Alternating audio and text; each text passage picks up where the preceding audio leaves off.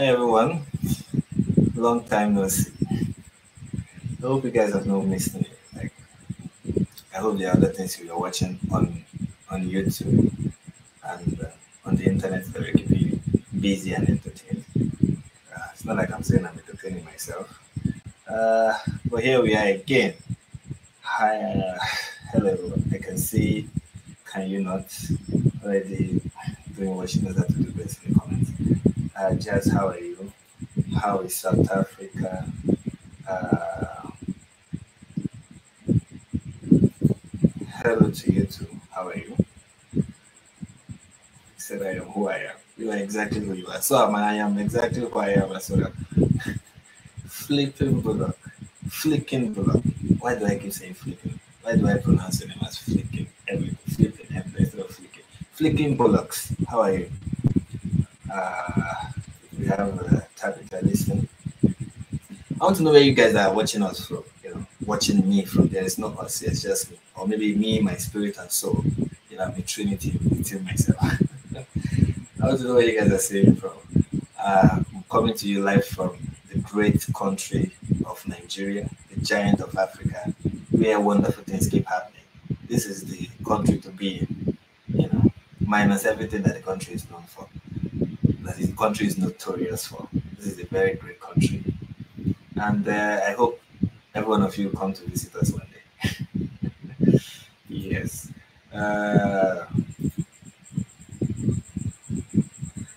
Can you not say there's a static noise in the background? Is there wind? It's my fan. Let me turn it off.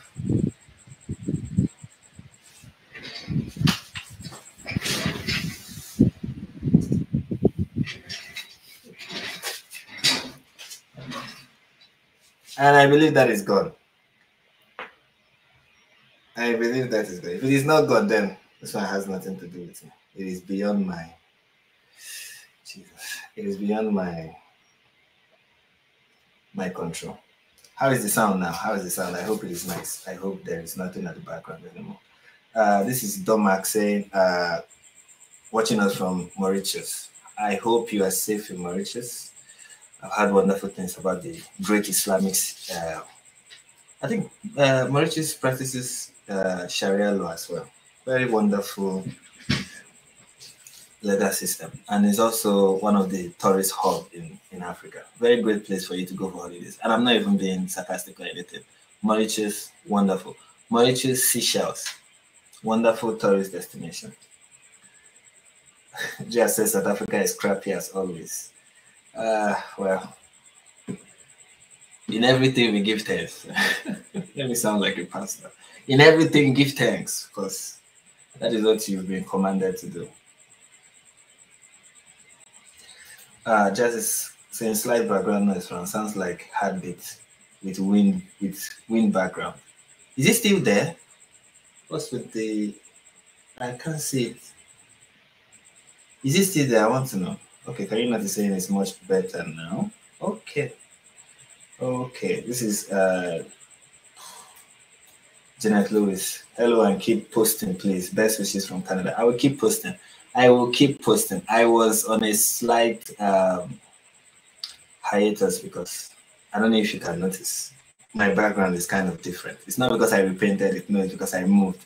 I moved from one space to another, but I kept the same background design because I liked it from the previous place. So I was like, let me try and reenact it. So although it's you might look at it and be like, oh, he just changed the paint. No, I did not change the paint. I actually changed location. So that's kind of what happened. And the movement from one place to another was kind of affecting my posting schedule. That's why for the whole of last week, I think I didn't post anything. So bear with me, guys. Bear with me. Liz is saying cool videos. Thank you so much. Mantico, God bless you, Frank. Hello from Scotland. Hello to you too. I hope Scotland is great. No Hindu majority, Domac said. Is that with regards to? I don't even know what you're talking about. Sorry. Flicking Bullocks. So I was born in Warri, Nigeria. That is my Nigerian box. Or is it roots you're trying to say? I don't know. Well, I was born in Lagos, Nigeria, but Lagos, Nigeria is not my Nigerian roots. Okay, Domax is saying Mauritius is a Hindu majority country. It is? What? Yeah? I don't know. I don't know so much. Forgive my ignorance, ladies and gentlemen. It happens sometimes. How did Mauritius become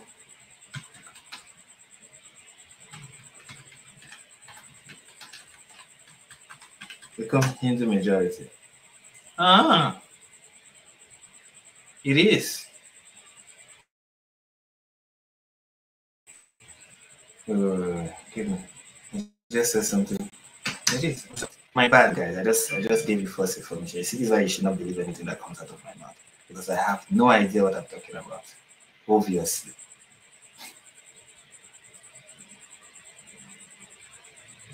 And I am just learning through. East of where is Mauritius? Where is Mauritius? Where are you, Mauritius? Can't find it.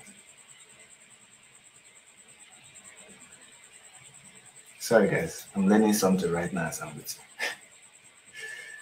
you.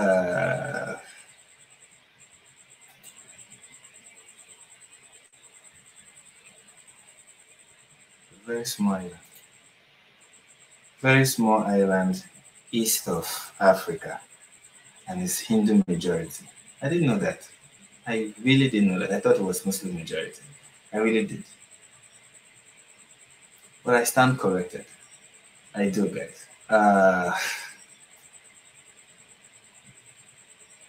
What else? What else can I? J.R. Chetty said, thanks for shedding light on the truth, brother. It's my pleasure. It's my pleasure. Flicking Bullock said, we lived in Lagos before going back to England. Oh, you live in England now. How is the weather over there? I hope it is great. Sachina, I don't know how to pronounce your name, sorry.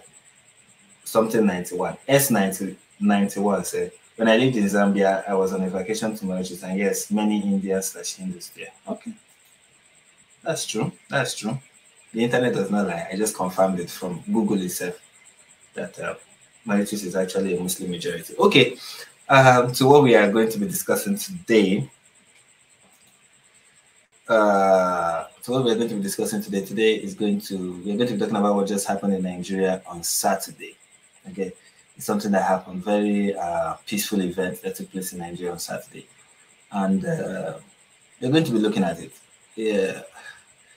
The first, many people don't know this about Nigeria, but throughout the history of this country, we've had issues of like Islamic violence, especially in the north, since the country was created. Even like we had the Kano riots in, I've forgotten what year this took place, but that was even before the formation of Boko Haram. But despite the religious conflict that we had in Nigeria, we never had suicide bombers. Never. Was in fact in Africa as a whole, suicide bombing was not something that was rampant or known or seen as, oh, it is going to happen. It used to happen in Somalia, and I think I've forgotten one other country where it happened. Not like it used to happen, like it happened a couple of times, maybe once in Somalia. It was used as it was something that was done as a jihad activity over there, but it wasn't something that Africa was known for. We are not known for suicide bombing. As a continent with most Muslims coming from North Africa and some part of East Africa and West Africa, right? Those when you hear Islam has a population of 1.8 billion or 1.9 billion, most of those are coming from India and North Africa. They're not even coming from the Middle East. And Africa having a huge chunk of the Muslim population, we didn't have suicide bombers, right? It was until Boko Haram that suicide bombing became normal in Africa, became normal even in West Africa, where you hear suicide bombing activities like it was, another suicide bomber explode, this suicide bomber, that suicide bomber. And that was one of the things that made them, besides the kidnapping of the Chibok girls, which was what gave them that global recognition. After that, everybody was aware that there's something called Boko Haram.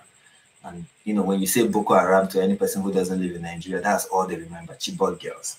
But if you ask people who live in Nigeria, when you say Boko Haram, They remember Chibok girls, yes, and they remember suicide bombing. That they were the ones that made suicide bombing a thing in Nigeria. It was never, no, in fact, when it started happening, I could remember 2011, 2010, 2011, when we started hearing suicide bombing. The average Nigerian, especially me, then I was in Lagos, growing up as a kid in Lagos, and people around me and even I myself, we could not understand why somebody would want to blow up themselves. It did not make sense. I remember then in Lagos, we would make fun of it and be like, what would they ever say to us that would make us blow ourselves up? Why would somebody want to blow themselves up? What is the promise? There were rumors that those people were promised that their family members will receive so amount of money if they blow up themselves. There are rumors like that.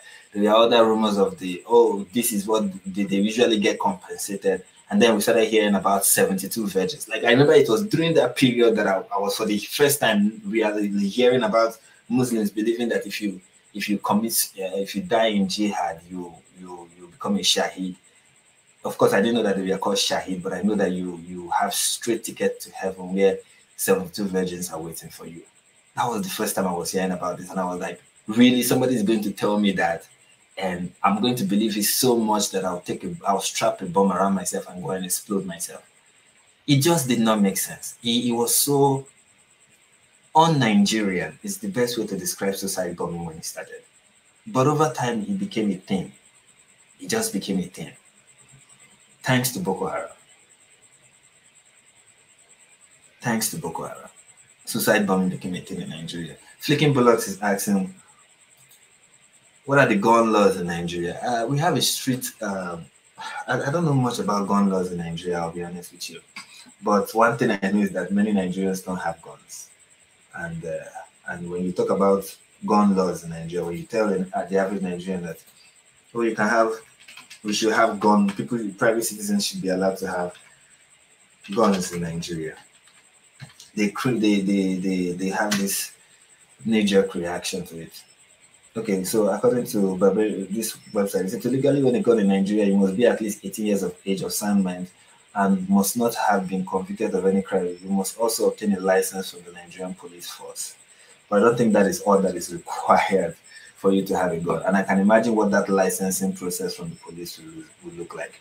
Because I remember when a particular senator was proposing a bill. It was kind of popular he made the news during a particular period not too long ago.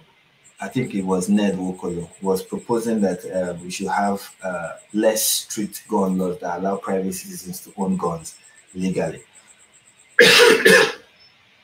Sorry about that. And people were against it. People were like, no, we don't want that in Nigeria. That is not acceptable in this country. So, yeah. Someone is asking, latest Nigerian announcement of curfew, right? Not the whole of the country. Not the whole of this suicide bombing that just took place is not going to be the whole of the country. It's just going to be maybe Goza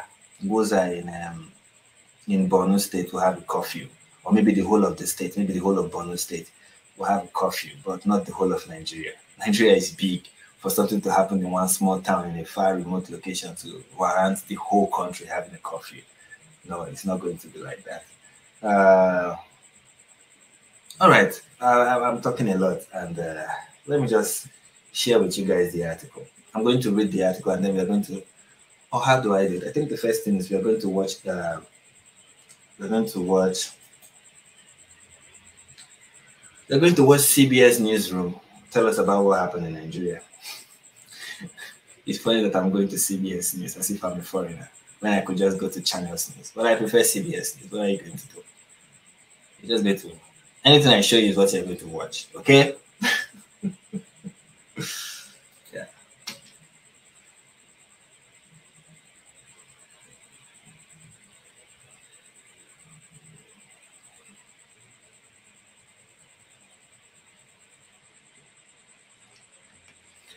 Let me just pause there.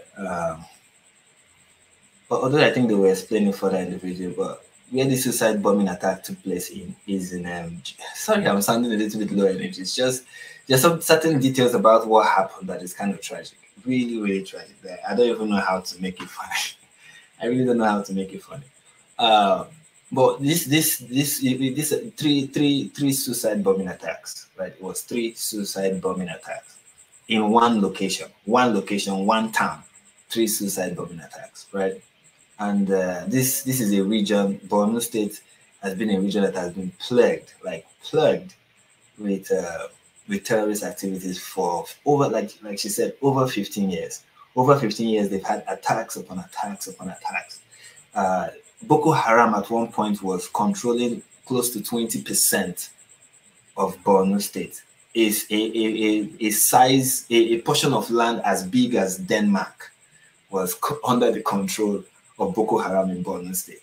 Okay, it wasn't like they were really like a terrorist force that we are pulling serious weight. It was not just, although yes, they engage in a lot of guerrilla warfare, but it's not that we are not effective. We are really effective.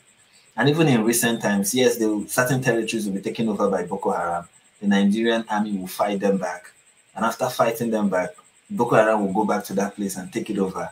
And then sometimes they Nigerian soldiers that have lost their lives in the processes. I mean, the numbers are countless. I even happen to know some of them. So, I not know them as per I know their names or something. I know them. Like, you know this person very well, work serving in the military, and they lost their lives while fighting for this country, trying to trying to stop the insurgency in the north. It's really tragic what is happening in that place. Really, really, really tragic what is happening. There's no other way to say it. It's really tragic. For 15 years. And the way Boko Haram operate, everyone who does not support them is an enemy. Anyone who does not, if you're not ready to fight in the way of Allah, these people are strict. Okay, they follow a strict form of what is it even called? Let me get the name correctly.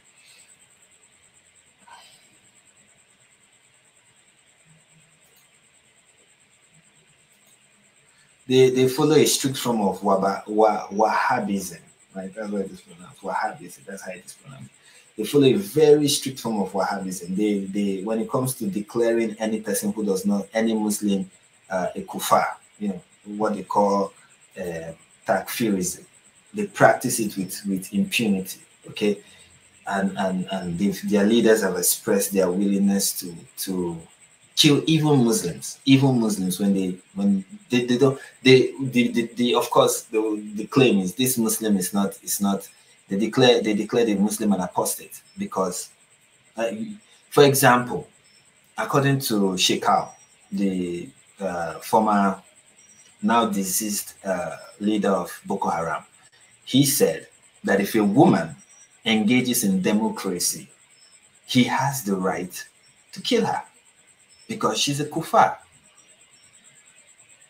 So that's how strict it is. Just merely engaging in democratic, like casting your vote, already makes you an unbeliever for these guys.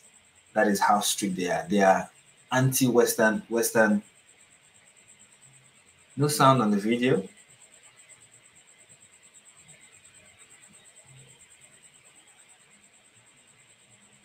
There is sound on the video. I can't believe that you guys are not hearing the sound. That's just said no sound on the video. You guys should tell me if there's no sound on the video. Because it's not playing. No, it's not playing. I don't know if it's not playing right now. I'm just talking, so let's just test it.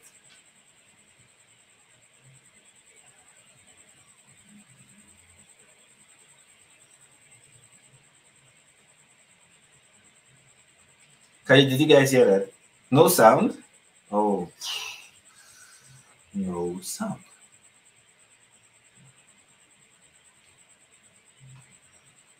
Okay.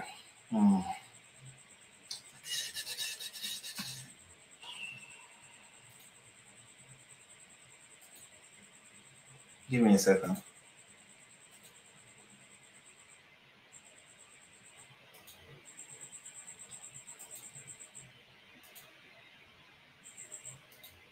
Let's try this again.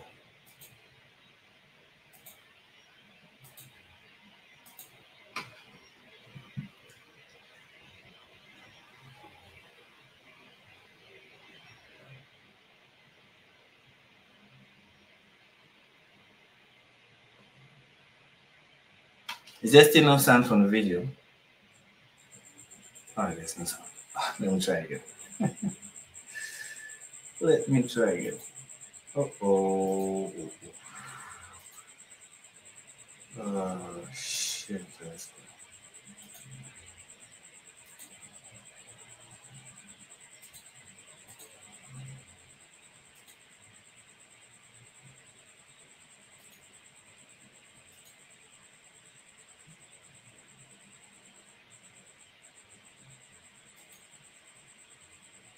From London. So, Dominic, what more do we know about these blasts? Nigeria has been rocked by a series of suicide bombings. The explosions occurred in part of the country that's been dealing with a 15-year insurgency by Islamist militants. CBC's Dominic Valides is following this story for us this morning and joins us now from London. So, Dominic, what more do we know about these blasts? Well, Mariana, is the yes that there is an echo? Are saying that at least 18 people were killed and okay, I can see that there is sound now, but in these bombings, which happened is in there an Gwoza. echo? It's a town in Nigeria's say yes on the chat. There's no echo, state, but local media, I should stress, is reporting that the number. Nigeria has been rocked by a series of suicide bombings. The explosions occurred. All right, no echo. I just wanted to be sure. I just wanted to be sure. Okay, so what was I saying before I was made aware of the sound issue? Thank you, Jazz. Thank you so much for bringing my attention to the fact that there was no sound on the video. There was something I was saying, I can't even remember. Anyways, yeah. So Borno State has really been reading with serious terrorist attack from Boko Haram, and it has been severe, such that because they extend it to Muslims. Okay, they see Shias, they see Sufis as apostates. They even mainstream Sunnis are seen as apostates if they do not support them. If you don't support Boko Haram, you are a kufar if you are a Muslim. So that's how Boko Haram operates. Anyways, let's continue with the video. In part of the country that's been dealing with a 15-year insurgency by Islamist militants. CBC's Dominic Valides is following this story for us. And you have to give credit where credit is due, right? I'm so happy that CBS Newsroom are willing to call them Islamic terrorists. Okay, usually they just call them terrorists. Even Nigerian politicians have insisted that they should be called bandits. Okay, and whenever I read the Nigerian news and you see terrorists in Nigeria being called bandits, is because politicians have insisted that that's how they should be called. They should be called bandits. They should not be called terrorists. Okay, and I kudos to CBS. They called them what they are: Islamic terrorists. They didn't call them just terrorists. Okay, they called them Islamic terrorists. So I appreciate that.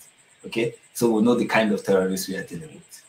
This morning and joins us now from London. So Dominic, what more do we know about these blasts? Well, Marianne, officials are saying that at least 18 people were killed and 30 others injured in these bombings, which happened in Gwoza. It's a town in Nigeria's northeastern Borno state. But local media, I should stress, is reporting that the number of killed could be much, much higher. In fact, 2 media outlets there are reporting that at least 30 people have been killed in these blasts, which is... And that's another thing about blasts like this or attacks like this. When they happen, especially in Nigeria, when they notice that it is getting international recognition, right? Like the whole world is talking about it, or people are paying attention to that. You see politicians try to reduce the numbers, try to pad the numbers, make it look like it's not as egregious as it is. So earlier reports say 18. That's what we had at first, that it was just 18 people that were killed. But local news, from what we get from local news, when you look at channels, when you look at the Punch, when you look at the Vanguard, when you look at the Daily Post, you see that the numbers are not 18. Some are reporting 30, some are reporting more than 30. And so many of the injured are critically injured. So you cannot even tell right now how many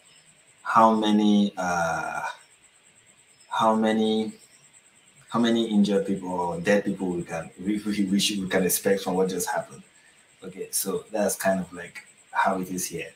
There's a likelihood that more than 30 people died from the just not people who got injured and died later on the blast. It could be more than 30. It could be more. And I'm not saying that because I want to inflate the numbers. I'm saying that because it is true. More than 30 people are probably dead from this attack. Believed were carried out by female suicide bombers.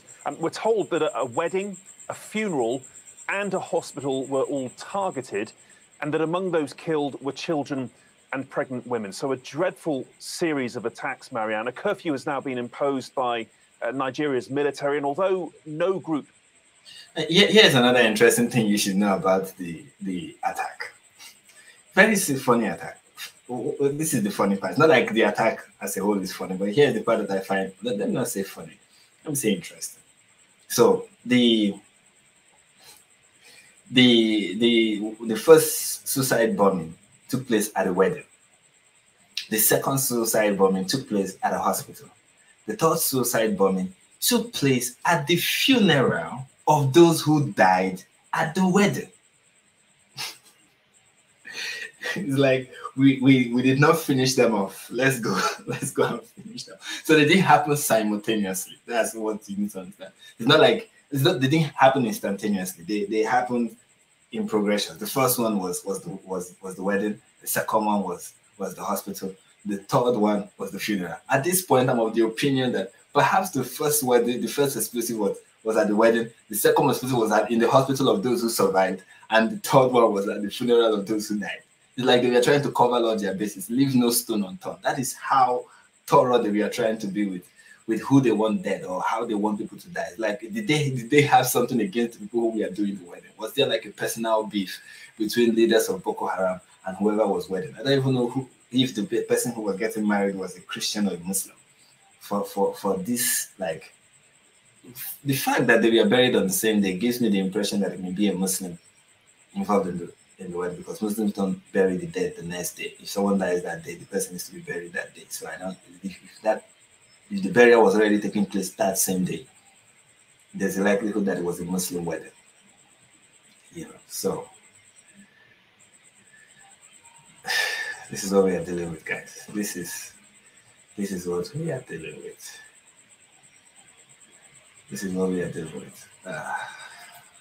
Has yet claimed responsibility. Boko Haram and its splinter group, Islamic State West Africa Province, are the most active militant groups in Borno State. Boko Haram particularly active in this part of the world. Its militants have been conducting a 15-year insurgency. Borno State is the headquarters. I call it the headquarters of Boko Haram. Precisely Sambisa, right? Sambisa is their operating location. But Borno State has been their hub, right? It's the hub of Boko Haram. That's where they have been.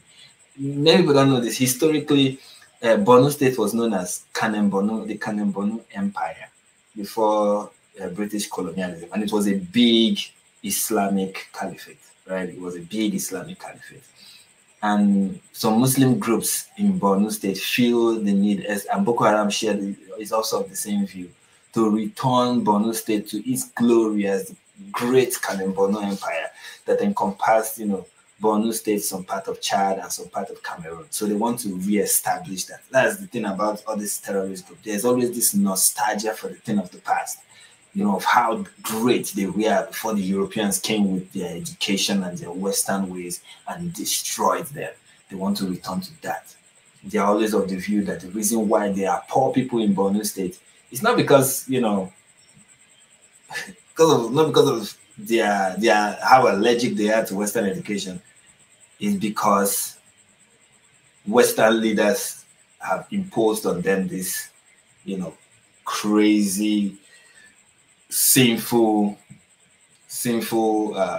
government, sinful state that is called Nigeria. And now they have to live with it. And Allah, of course, is not happy with them. That is why he has chosen to punish them. And if only the Ummah can be strong and re-establish once again the great Kanem Borno Empire, right? And the great empire of the Hausa kingdoms, and restore the Sokoto Caliphate and the Kanem Borno Caliphate, and restore again that Islamic glorious state, then everything will be perfectly fine. And how they are going to do that is kill a bunch of Muslims, even if that's what it will take. because they refuse to fight in the way of Allah. That is what we are dealing with, guys. That is what we are dealing with. In Borno State, during which time they've killed more than 40,000 people and displaced more than 2 million. And you may remember, Marianne, how Boko Haram gained international notoriety back in 2014 when it kidnapped nearly 300 schoolgirls from the town of Chibok, which is also in Borno State. But its fighters actually took over Gwoza. This is the town where these bombings this weekend took place back in 2014. Nigerian armed forces regained control of the town a year later in 2015, but the groups continue to carry attacks and kidnappings near the town ever since. And it looks like, although I should stress it's not yet confirmed, that it may have been behind this weekend's series of bombings, which, as I say, have killed at least 18 people and injured 30 others. Marianne. All right. Yeah, and something else that you need to... My phone is ringing on another one. Something else that you need to know about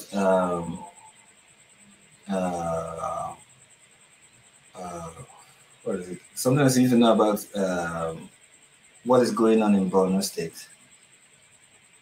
I've forgotten my train of thought. Can I hear again what they said so I can remember what I wanted to say? It took place back in 2014. Nigerian armed forces regained control of the town a year later in 2015, but the groups continue to carry attacks and kidnappings near the town ever since. And it looks like, although I should stress it's not yet confirmed, that it may have been behind this weekend's series of bombings, which, as I say, have killed at least 18 people and injured 30 others. Marianne. All right. Thanks so much for this, Dominic. That's okay, so essentially that's the news according to CBS. That's what they were able to report. But let's look at the article that talks about it. This is from Weon. Let's bring up the Weon article. This is from Weon.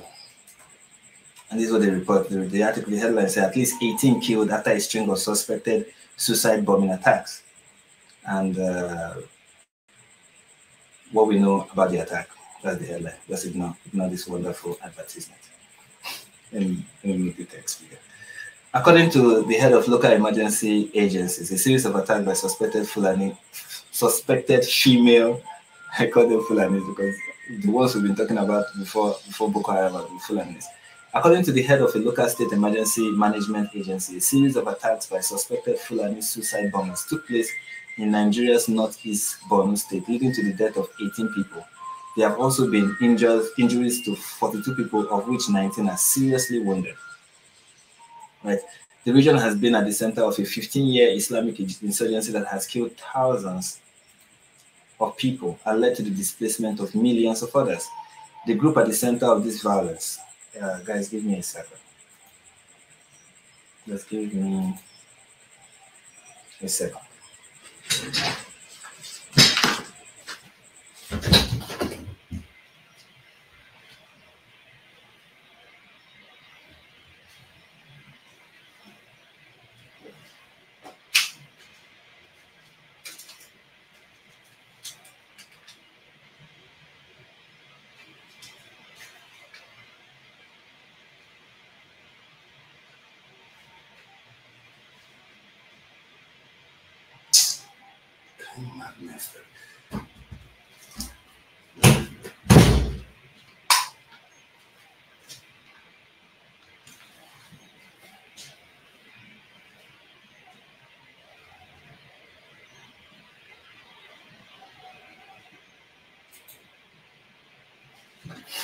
Sorry guys, I had to take care of a little business.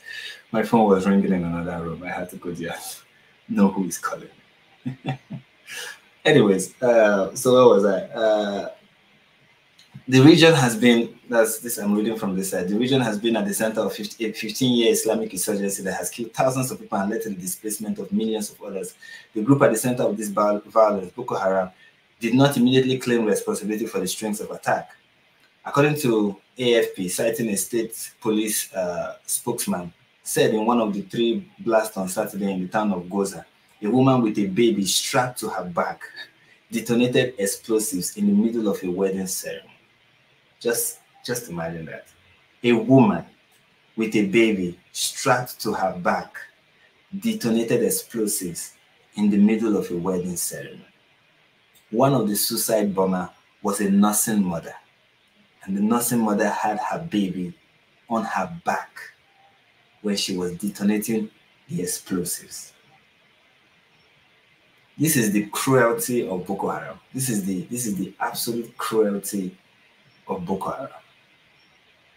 That the person you are sent, they've also sent one of these in past years. They've sent an 11-year-old child, an 11-year-old girl child, as I don't know if he's 11 or 7. I'm not sure, but either of those age, 11 or 7, a young child as a suicide bomber. These people use children that young as suicide bombers to go and explode, to go and blow up themselves. You know, I wrote the script for a video. Let me read out the script. It's kind of fun. Although I didn't get to. That's my mouse.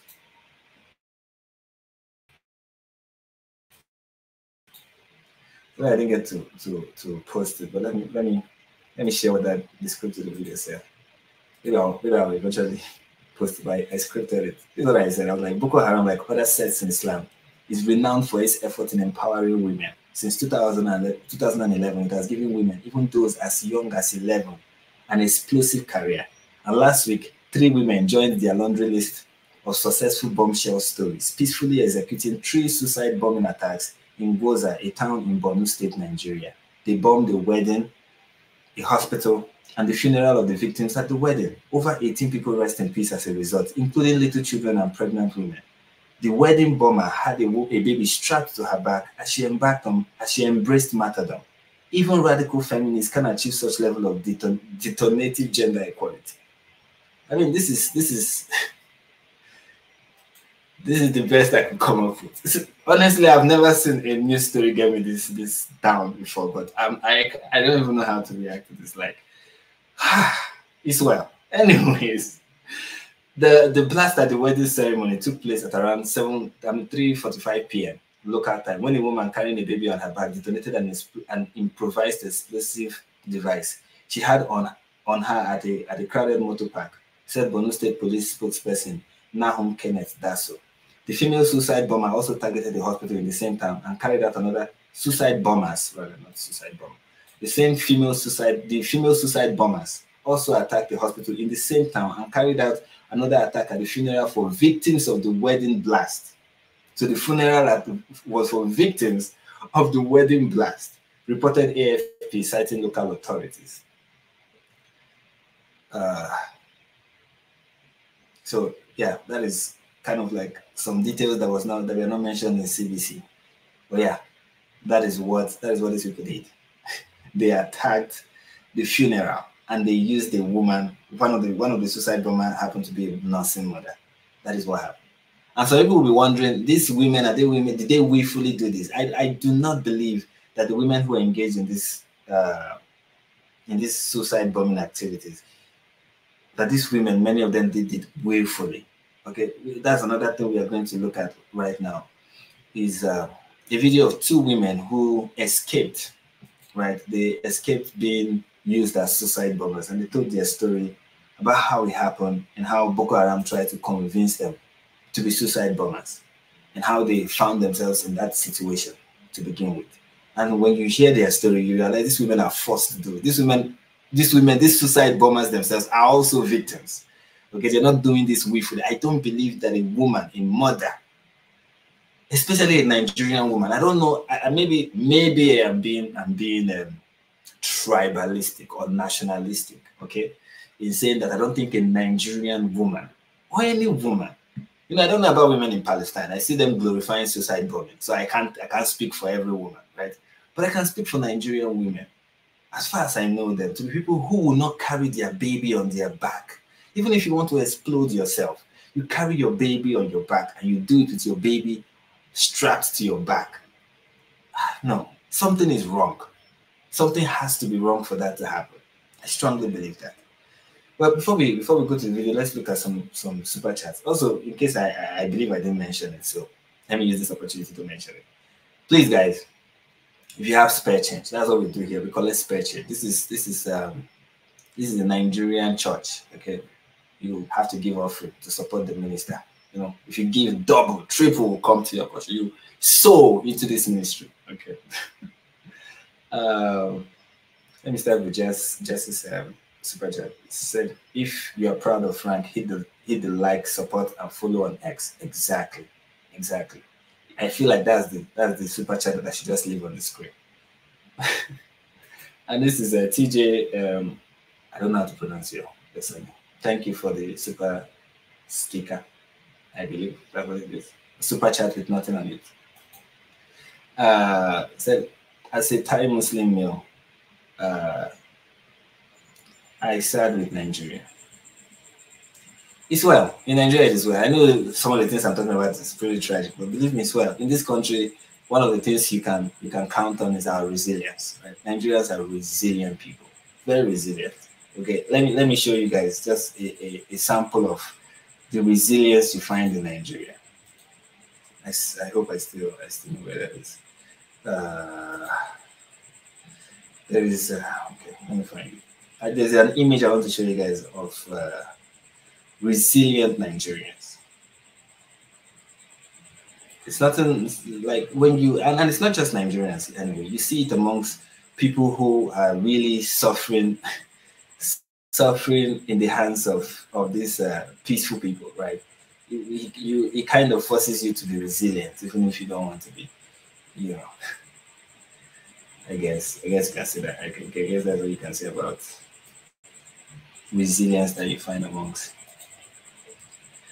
Like this is a church service going on in northern Nigeria. Okay, this right here, the church service going on in northern Nigeria. And this church service is going on in a church building that has just been attacked by jihadists. And you can see they have no roof.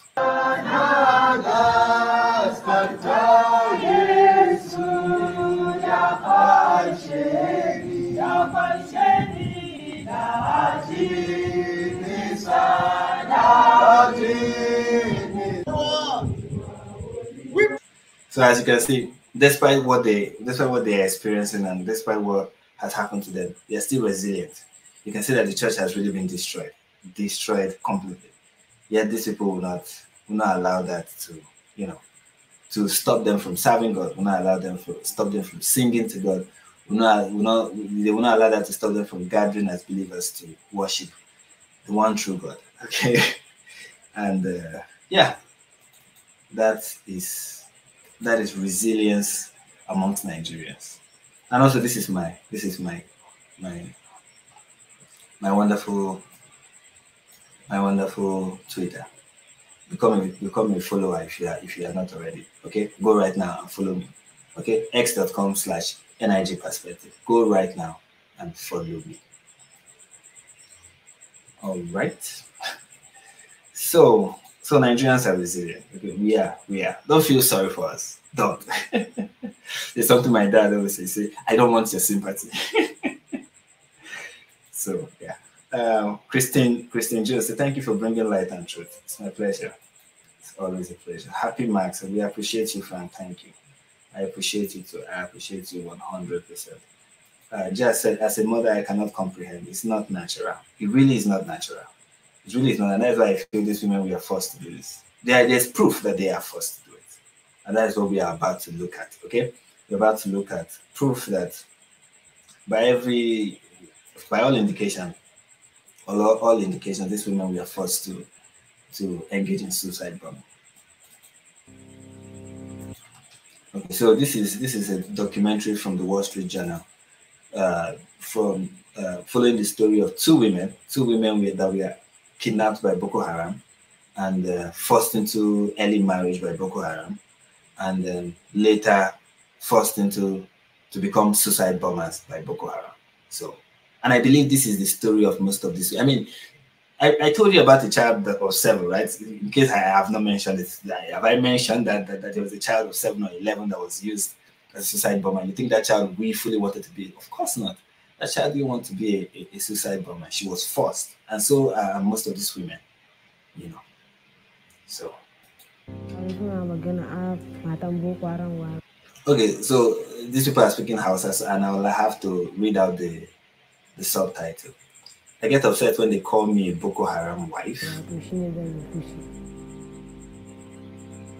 In 2016, Binta Umar and another teenager, Maimuna Musa, were kidnapped by Boko Haram in Madagali, Nigeria. They were each sent on a suicide bombing mission last year, and they were rescued by a US-trained bomb squad.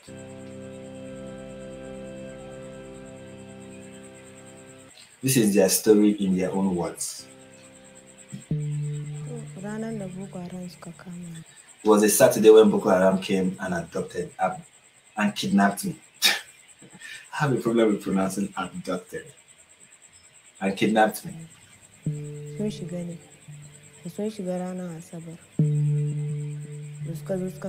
They captured my father, who was working for the government.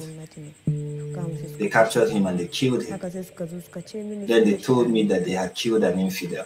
So they captured her father. Father was working in the farm, killed him because they believed her father was an infidel and he was a government official. And I can guarantee you that her father was probably not a Christian. He was a Muslim who they consider working for the Kufa government that was established by the British. In their eyes, of course, Nigeria and every Nigerian government was established by the British, and the British is secular, and secular is haram, right? And any person who willfully, constantly engages in haram, so much so to become an official in a system that is ungodly, unholy, sinful, is a kuffar, is an infidel. Then they said, since I have no family members, they would marry me. They will marry me. Yeah, since we've killed all your family members, hey, here's a nice option. Become our bride. I mean, of course, she's already a prisoner of war. And according to Daniel Hakikachi, when you finish slaughtering their family members, the family members of the Kufa, you don't just leave the daughters there to starve to death. You have to marry them off. It's an act of mercy, obviously. So.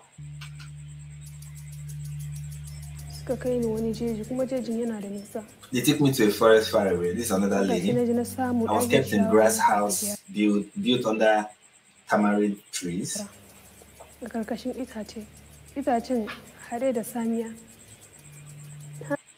was where I lived with my husband. And by her husband, she means her captor, one of her captors. Strong wind often blew and disturbed me in the house. And white dogs prowled at night. Every morning I woke up, I swept the compound, I washed the dishes. As a good wife, of course, you have to know.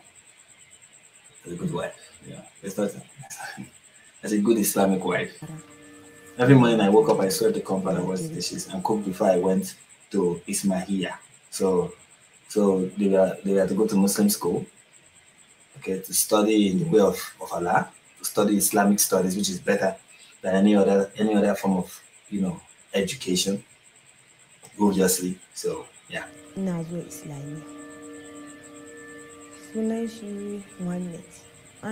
My husband's name was Mohammed. When I told him about my desire to return home, I was prevented from going out of the house at all. When I told him about my desires to return, I had to stay in the room and was being watched and restricted.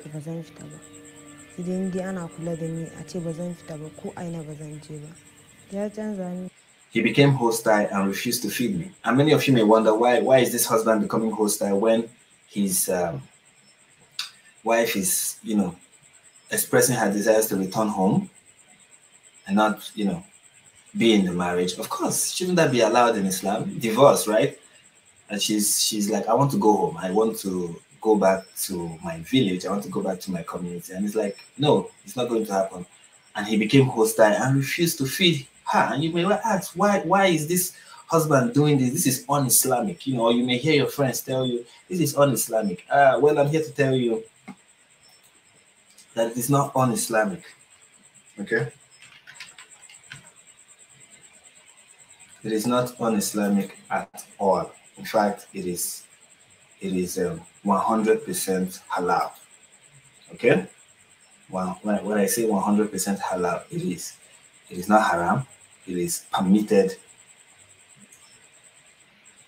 Just look at Quran 4:34, right?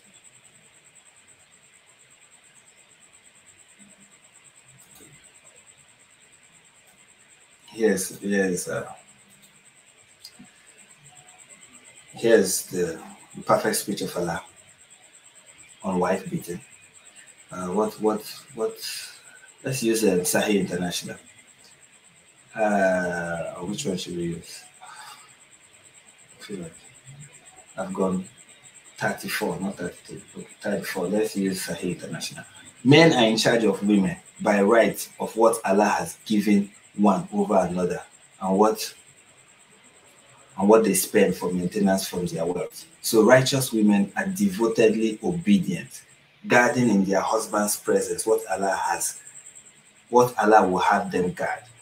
But those wives from whom you fear arrogance, okay, those wives from whom you fear arrogance, such as the ones who say they want to go back home, okay? When a woman tells you, I want to go back home, and you begin to fear that this woman is becoming arrogant. That's what Sahih International said. If you fear arrogance. But Pictor says,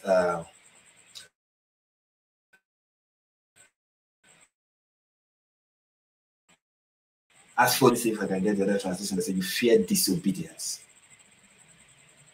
Okay, as for those as to those women on whose part you fear disloyalty and ill conduct. Okay, that's what Yusuf Ali says.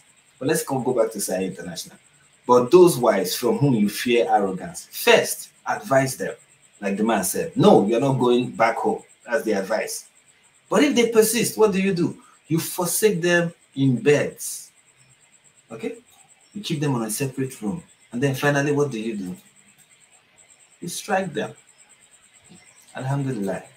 Okay? You strike them. And this lady in this case is very lucky because the man did not even strike her. He did the good thing of not feeding her, so that she can come to her senses and return to the desires of Almighty Allah. Alhamdulillah. So as you can see clearly, there's nothing that this man is doing that is outside. Maybe she shouldn't have stabbed her, Maybe that's kind of un-Islamic. But what should he have done instead? Beat her. Huh? Yeah. Shi kwata-kwata baya kula da ni, ba bani abinci, ba bani komai. Akwai wata mata. The woman who lived in the same house with us gave me food and her husband provided. Da mijinta ya kawo abinci ne, tana ɗiba mini muna ci.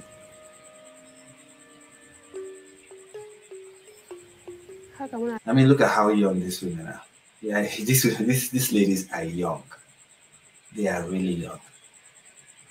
Just look at how young they are. And these are the women that these people took as wives. Then I got pregnant. She said, sorry. Then I got pregnant while in the forest. I gave birth when I was between 14 and 15 years old. Okay.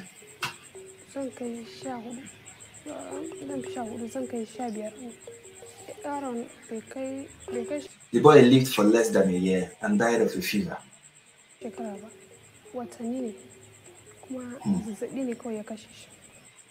Why when you give birth to a child in the forest, right? There's no like the healthcare that exists in the forest is what? And yes, these people are beyond. One day my husband returned from the palace. He told me I should think more of God. After I lost my child, I think more of God. Why should I think more of God? Because I will be sent on a suicide bombing mission within a month. I just lost my child. I'm grieving. And then one day my husband is like, look, I want you to start thinking more of God. Okay, think about heaven. Think about paradise. Think more about, the one true God. and his final prophet. Think about that. And why are you thinking about that? Because you see, you're about to be sent on this very important mission within a month. How loving, right? How touching. This is the kind of marriage that a woman wants. This is what you need as a woman. You need men like this. If the West had men like this, you won't have the decline you have in divorce, right? This will really revolutionize Western society for the better. That is why Sharia is better. That's why Islam is better. Okay. And yes, I get it. People will be like, this does not adequately represent Islam. This does not. This is fringe. This is extreme. This is not mainstream Islam. Okay. These are just radicals. These are terrorists. Like they are called terrorists, right? As if it is not the case that indeed in northern Nigeria, amongst mainstream Muslims, child marriage is not an issue. Okay, and as if many of them, even though they don't practice it, don't believe in jihad. Of course, many of them will be like, okay, even if you want to carry out jihad, don't kill Muslims or people who profess themselves to be Muslims. But nobody should pretend that if it's a Christian woman that is reporting this, right, that is being treated like this, Muslims will not be like, oh, well, you know. But mainstream Muslims in Nigeria especially will not be like, especially the ones in the north, who find nothing wrong in setting a woman on fire for blasphemy. Think this is what they will not do. The only thing that will make them feel bad about what is happening to this lady, or what this story that these ladies are telling right now, is because this lady are Muslims, and is a fellow Muslim doing it to another Muslim because they believe that her father and her were once kuffars, and now they have to be captured, and her father has to be killed because he's an infidel, and she is now one of the people that their right hand possesses by virtue of the fact that they conquered her. She's now a bounty of war, right? The only objection that mainstream Muslims will have, legitimate objection, will be, but she's a Muslim. Meaning it's okay if they do it to someone else.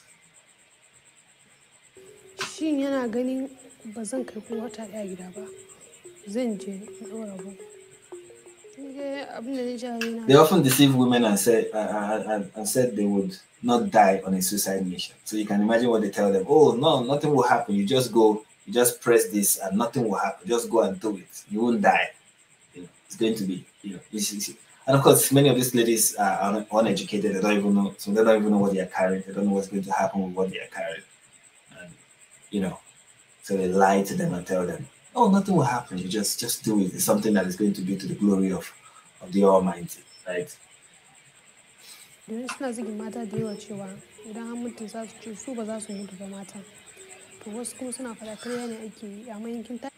Others said that even if you die, you will get into paradise, of course. I wonder what women get in paradise, since we know that men get 72 virgins. I wonder what the women get in paradise.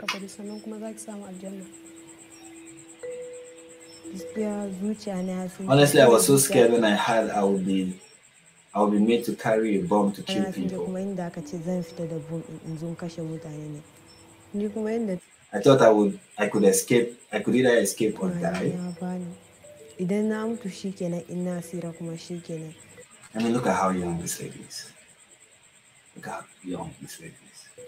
I was trained for the mission for only 4 days. 4 days is all you need to know how to press a button, don't you think? 4 days is all you need to know. You need to learn how to press a button and go boom. That's all. You don't need, what other training do you want? You don't need field training. You don't need to learn how to duck and roll on the floor and hide behind walls. You just need to learn how to press and then go boom. That's all. That's all that is important. For the glory of Almighty Allah, of course. They trained me on where to go and how to explode the bomb, and where I could get potential victims to attack.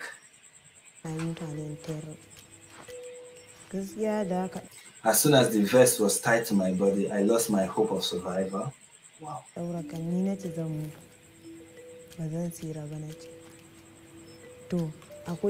The weather was cloudy and there was no sunshine that day. I walked until I reached the major road. I was looking for soldiers to rescue me. I did not want to attack people. I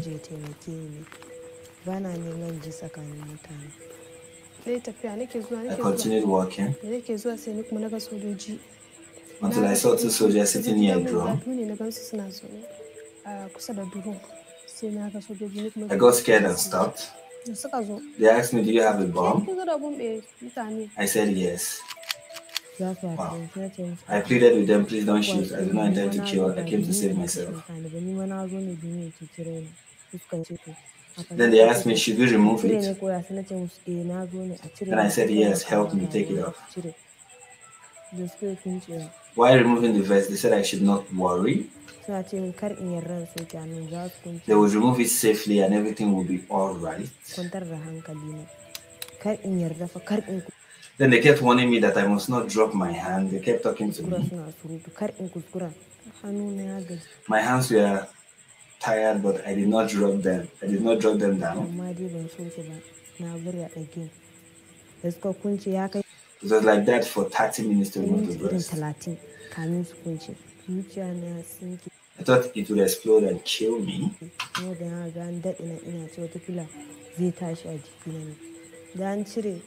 After it was removed, I felt the weight taken off my body.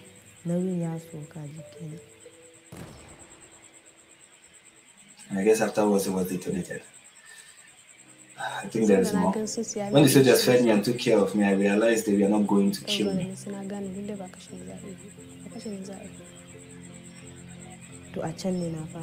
That was when I knew God had saved me.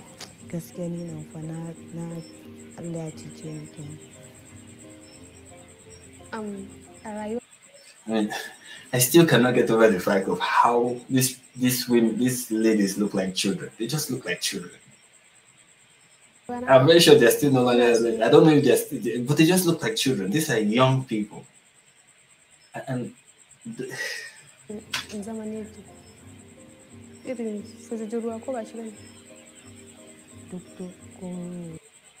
the young ladies, of course, now they're trying to let us know of their aspirations, things they would rather be than work for jihadis who would manipulate them to carry a bomb and go detonate, explode somewhere, and be told that, oh, it is going to be a lovely way to go, and there will be wonderful things waiting for you on the other side. And these are just young people, and this is what Boko Haram does. This is what they do with some of the people they kidnap. Some people they take as hostages, some of these women. This is what they do with them. This is what they do with young children, even boys too. Force them to become soldiers and give them something and tell them to go shoot or tell them to go blow themselves up. This is how suicide bombing became a thing in Nigeria. It wasn't because Nigerians all of a sudden we are like, oh, the poverty in this country is so much, and now we just want to go out with a bang, right? That's not what, that's not what overcame most of these Nigerians, was that they were forced. Boko Haram forced them. Boko Haram leaders forced them to do this. They forced them to engage in this activity, to take as many people with them as they're going out. That is what they do. That is what they do. That is what they do. Lastly, we are going to look at something. There are 3 videos I wanted us to react to. This is the second one. And the third one is going to give us like a brief history of Boko Haram in Nigeria. Just so you guys understand how they operate, how they came to be, and what they are about. This is just a brief history of what Boko Haram is about. So you guys get a glimpse of what I think to give a real, like, in-depth history of Boko Haram for another live stream. We will take our time, talk about how it came into being and what necessitated it, doctrine of Islam that they follow, and how they operate. Boko Haram used to be just one body, but now there are 3 factions, 3 major factions. There's Boko Haram, there's ISWAP, and then there's, I've forgotten the third one. Boko Haram itself is just a local Sunni jihadi group. ISWAP is like Boko Haram too, with ties to ISIS. And then the third one, I think, has ties with Al Qaeda. So those are the three terrorist groups at work in Nigeria. And then you have Fulani headsmen and and Fulani militants who are also operating. I don't even know under whom. I don't know their structure. Nobody kind of know their structure. They are called gunmen, or they are called bandits, or they are called whatever it is they are called. But we know these are Fulani terrorists, Muslim terrorists. So many of them from Niger, they come to Nigeria to operate. But the predominant ones we know, especially that have they've made a name for themselves for all the wrong reasons, of course, or the peaceful reasons. Is Boko Haram, ISWAP, and I forgot the name of the third one. But let's watch the third video that kind of gives us. This is from DW, a German news agency. Of death and destruction. The group is well armed. Extraordinarily ferocious. This is a war. I like the Nigerian dramatic way of talking. I didn't come with that today. This is a war. This is a war. I just like how the way the guy said it. This is a war. Like, am I watching Nollywood right now? They just need Nollywood movie. And then they accompanied it with an explosion. You're like, whoa, what is happening now? So dramatic. The Islamist extremist group Boko Haram. Look at that's a Mohammed. Is his name Mohammed now? Because they always bear the name Mohammed. But it's Shekau. That's Shekau in the middle. He's late now, but he was the most prominent Boko Haram leader of his time. How many years? I think from 2011 to I don't know the year he was killed though. He wasn't killed by the Nigerian army. He was killed by a clash between Boko Haram and ISWAP. Okay, it was ISWAP that led to his death, not the Nigerian army. Has terrorized Nigeria and neighboring countries for over a decade. Suicide bombings, the burning of villages, and mass kidnappings like the abduction of more than 200 schoolgirls from the town of Chibok. Again, I think it's important to mention.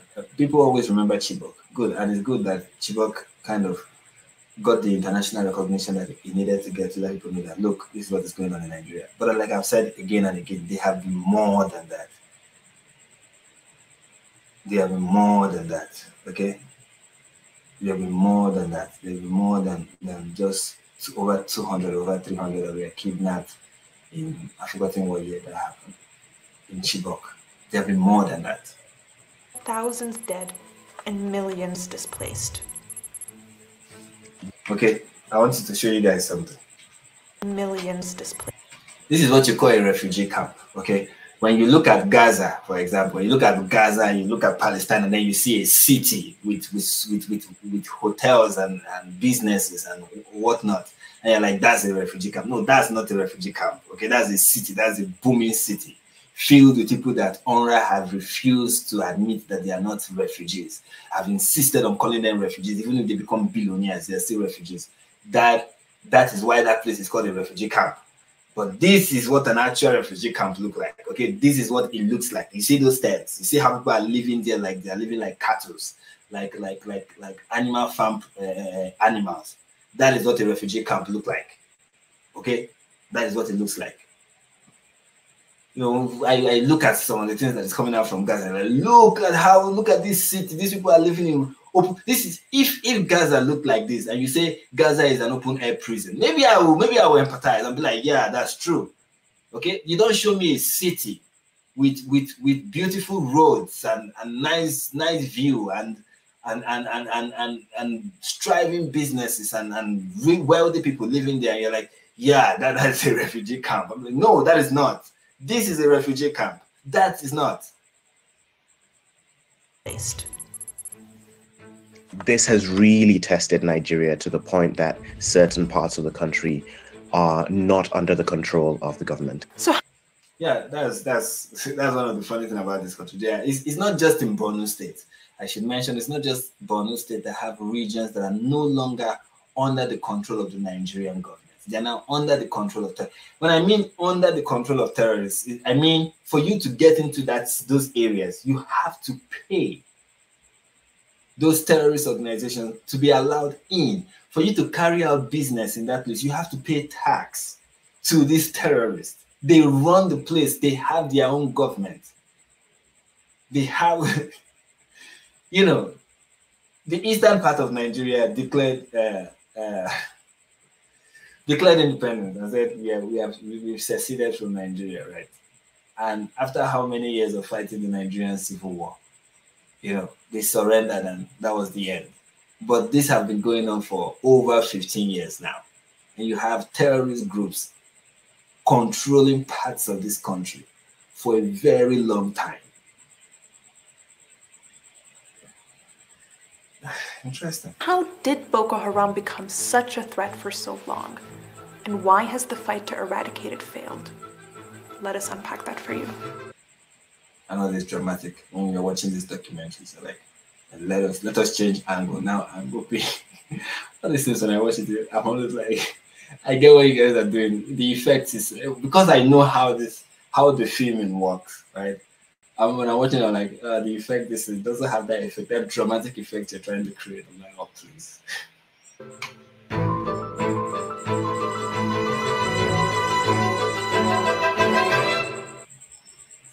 I'm seeing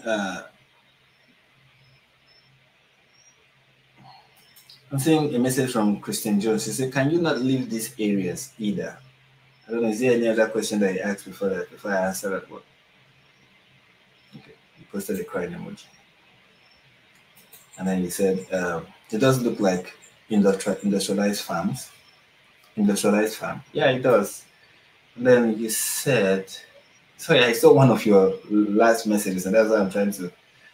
Can you not leave these areas either? These people are poor people, okay? They've just been displaced. You don't just up and leave. It's not like I have money in my bank account and I can just leave this. They have to depend on the government. Where are they going to? Where are they going to go to?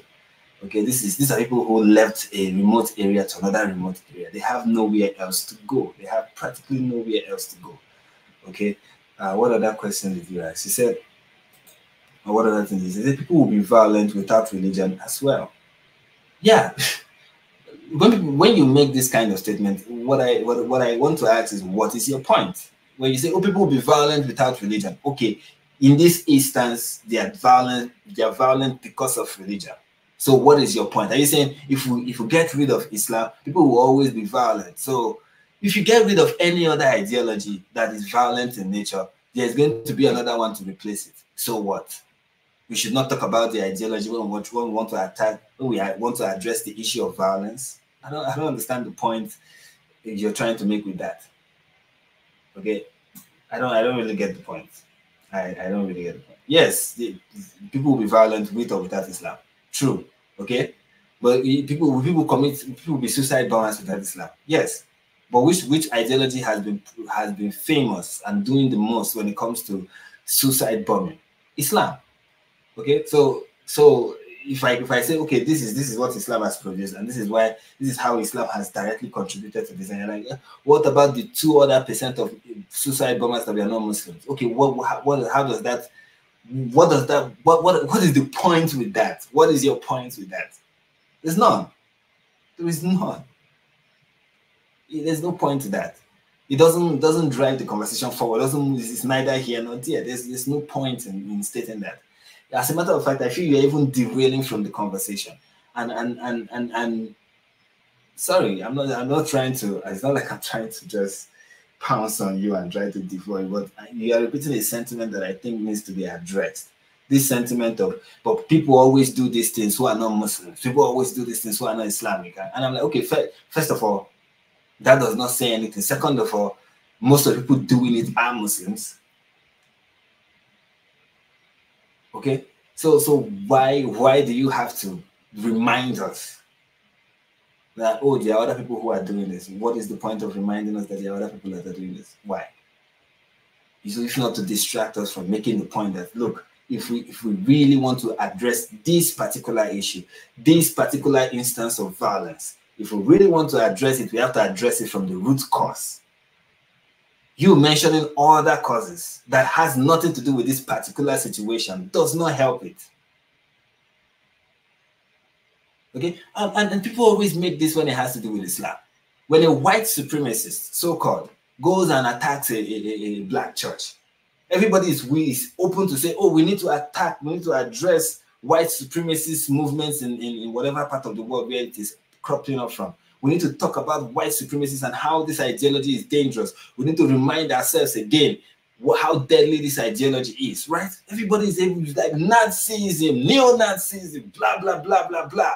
White power, ja, ja, ja, KKK. Everybody is, and I'm all for that. I'm all for that. Okay, yes, get to the root cause of this. Address it as at the foundation, right? Be opposed to the ideology. Everybody understands that. But when it comes to Islam, when we want to address a violent act that is committed by Muslims based on an Islamic ideology, in that moment, you want to remind us of white supremacists. And I'm like, yes, when the white supremacists did what they did, tell me one person who reminded you of Muslims. When a white supremacist attacked a black church, did anybody in that moment say, but remember, Muslims also attack churches? Did anybody say that? No. Because we understand in this particular issue, this is the ideology at play. Right? But when it comes to Muslims, you always find people who want to play this game. And I'm like, why are you doing that? If not to distract.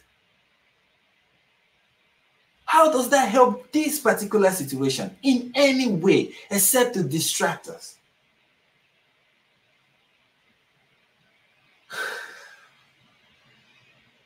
Sorry, Christian. Sorry that it looks like I'm picking at you. But I'm not.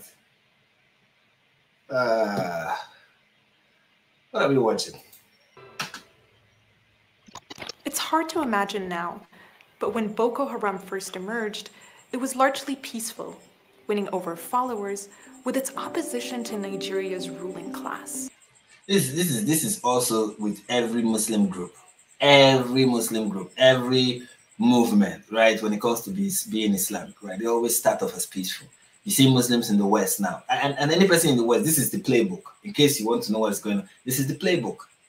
This is the playbook. We start off, we look peaceful. We talk about how peaceful we are. Even though slightly we are giving hints that in the nearest future, we are going to engage in jihad. The rest of the people who are aware of what we are doing will be like, no, this is not a threat. That is what happened with Boko Haram. That is the story of the origin of Boko Haram. What's the name of the, let me get his name so I don't get it wrong.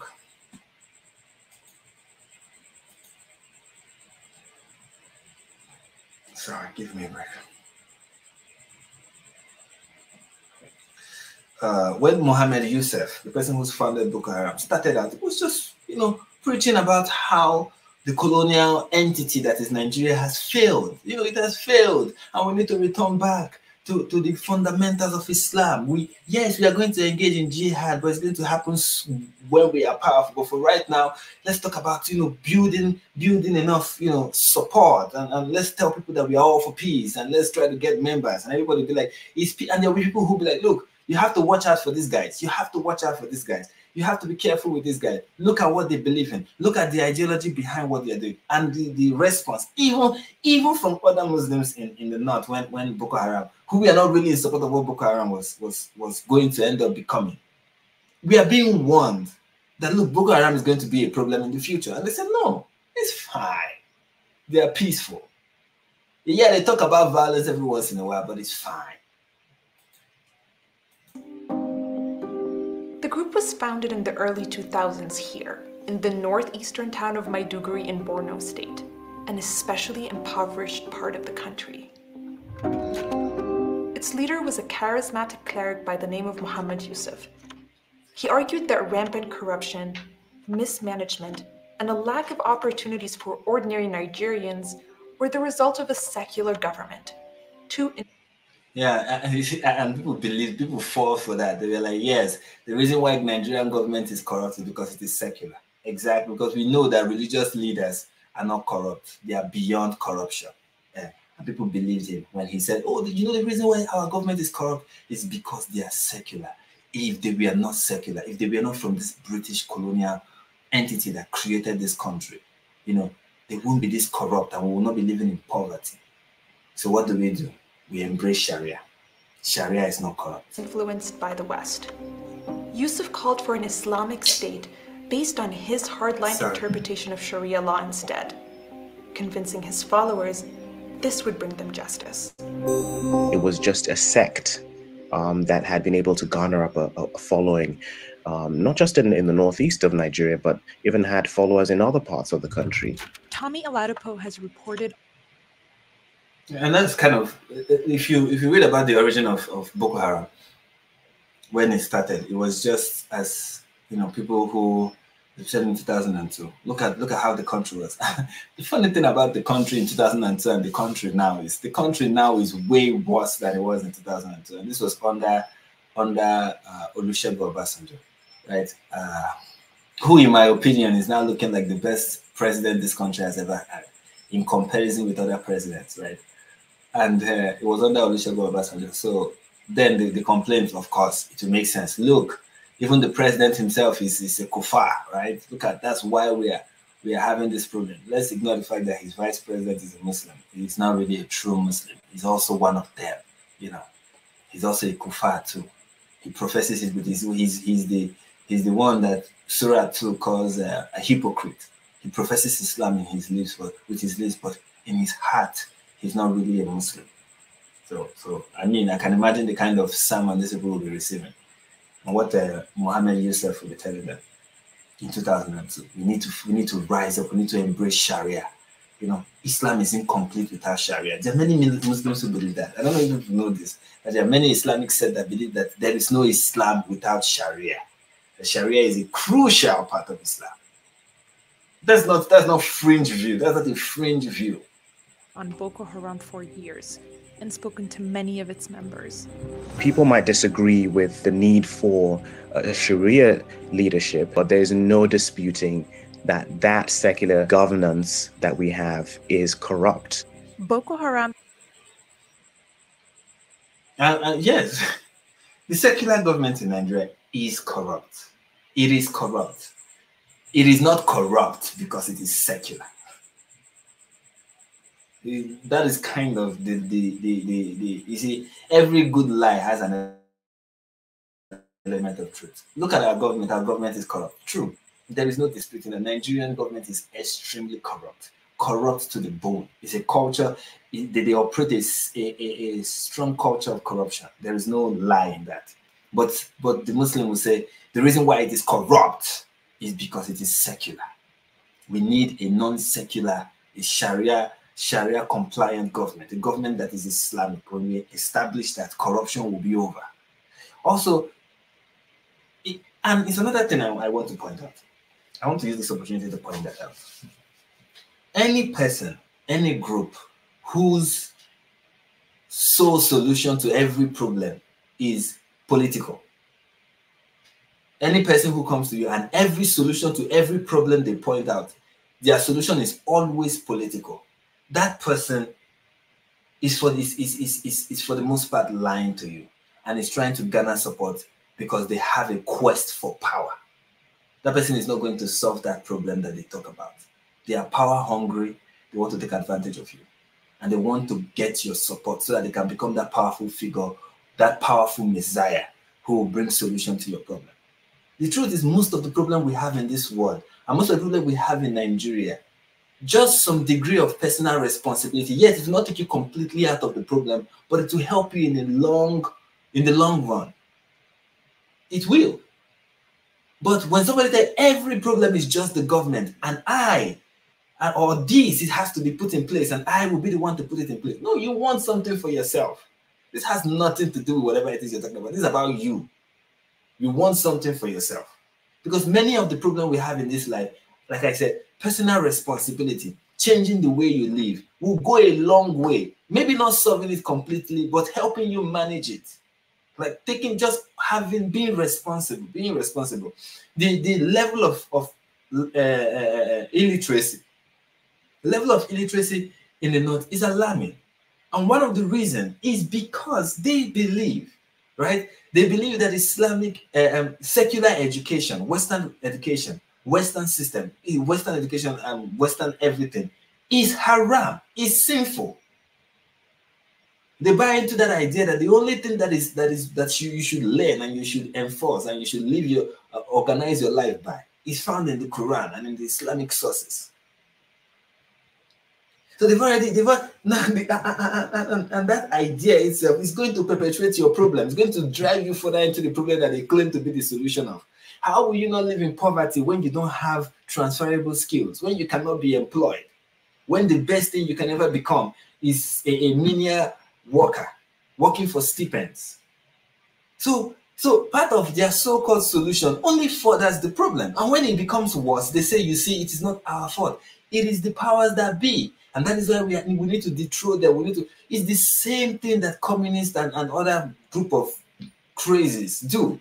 Everything is the power that be. Everything is the system. Everything is the structure. If only you can destroy it completely. And I will help you. I will be that guy. Just support me. No, you want something for yourself. You're not for the people. And you should be wary of those people. You should be very wary of those people. That is what they have in mind.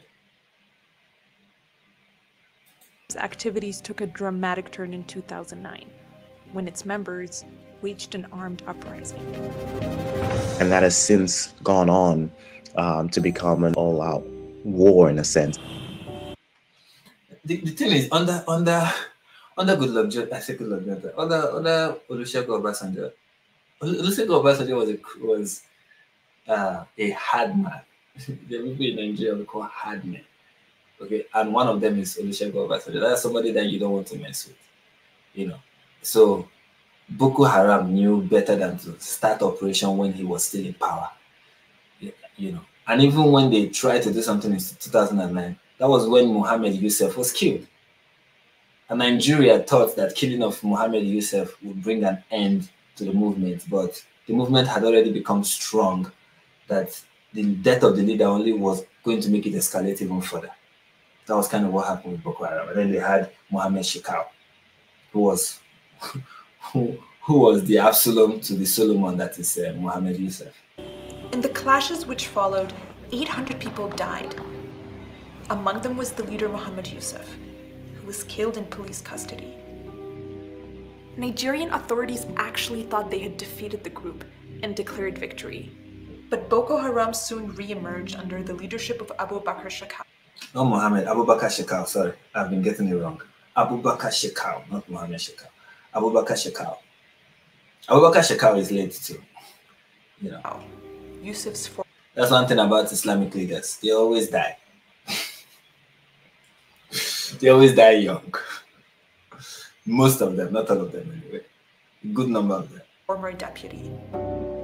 You know, they want, you see, when they say the Quran confirms the revelation that is in the Bible, it is evident in the life of the Muslim. You see, one thing that Muslims don't know is that is written in the Bible is that those that live by the sword will die by the sword.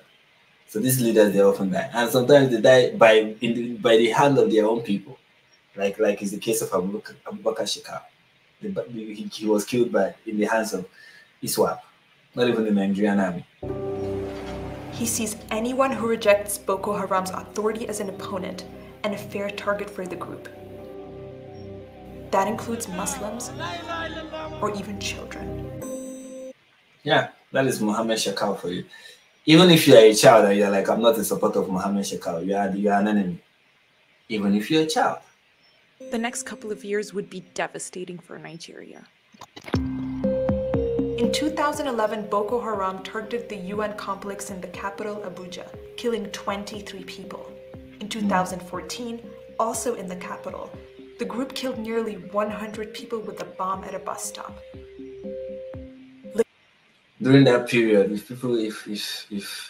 some people can remember, then Abuja was under tight security after those bomb attacks. Like, I remember I was in Abuja. I stayed in Abuja for a while in 2017. And when I was there in 2017, every worship center, every public center had metal detectors. It was something that I was new to. It was strange, like going into buildings and having to go through metal detectors, going to church and having, because they were attacking churches, putting explosives in churches as well, going into churches and they were also exploding mosques. Mosques is to, especially if the mosques, the imam in the mosque and people in the mosque were not in support of Boko Haram, you know, you're going to be visited with explosives as well. It was an explosive era. It was an era of bombings and going out with the bang.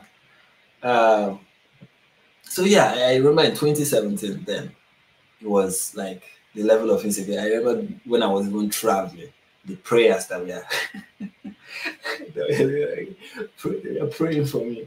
My Father, grant him journey mercy. Amen. Grant him protection. Amen. Oh my God. I hope you have reached. I hope nothing happened to you. I hope there is nothing on. Oh, it was going to Abuja. Even now it's worse. Going to places like Abuja is like very scary. Very scary. You have to dip your rosary into holy water. I'm telling you. And every 5 minutes you say Hail Mary.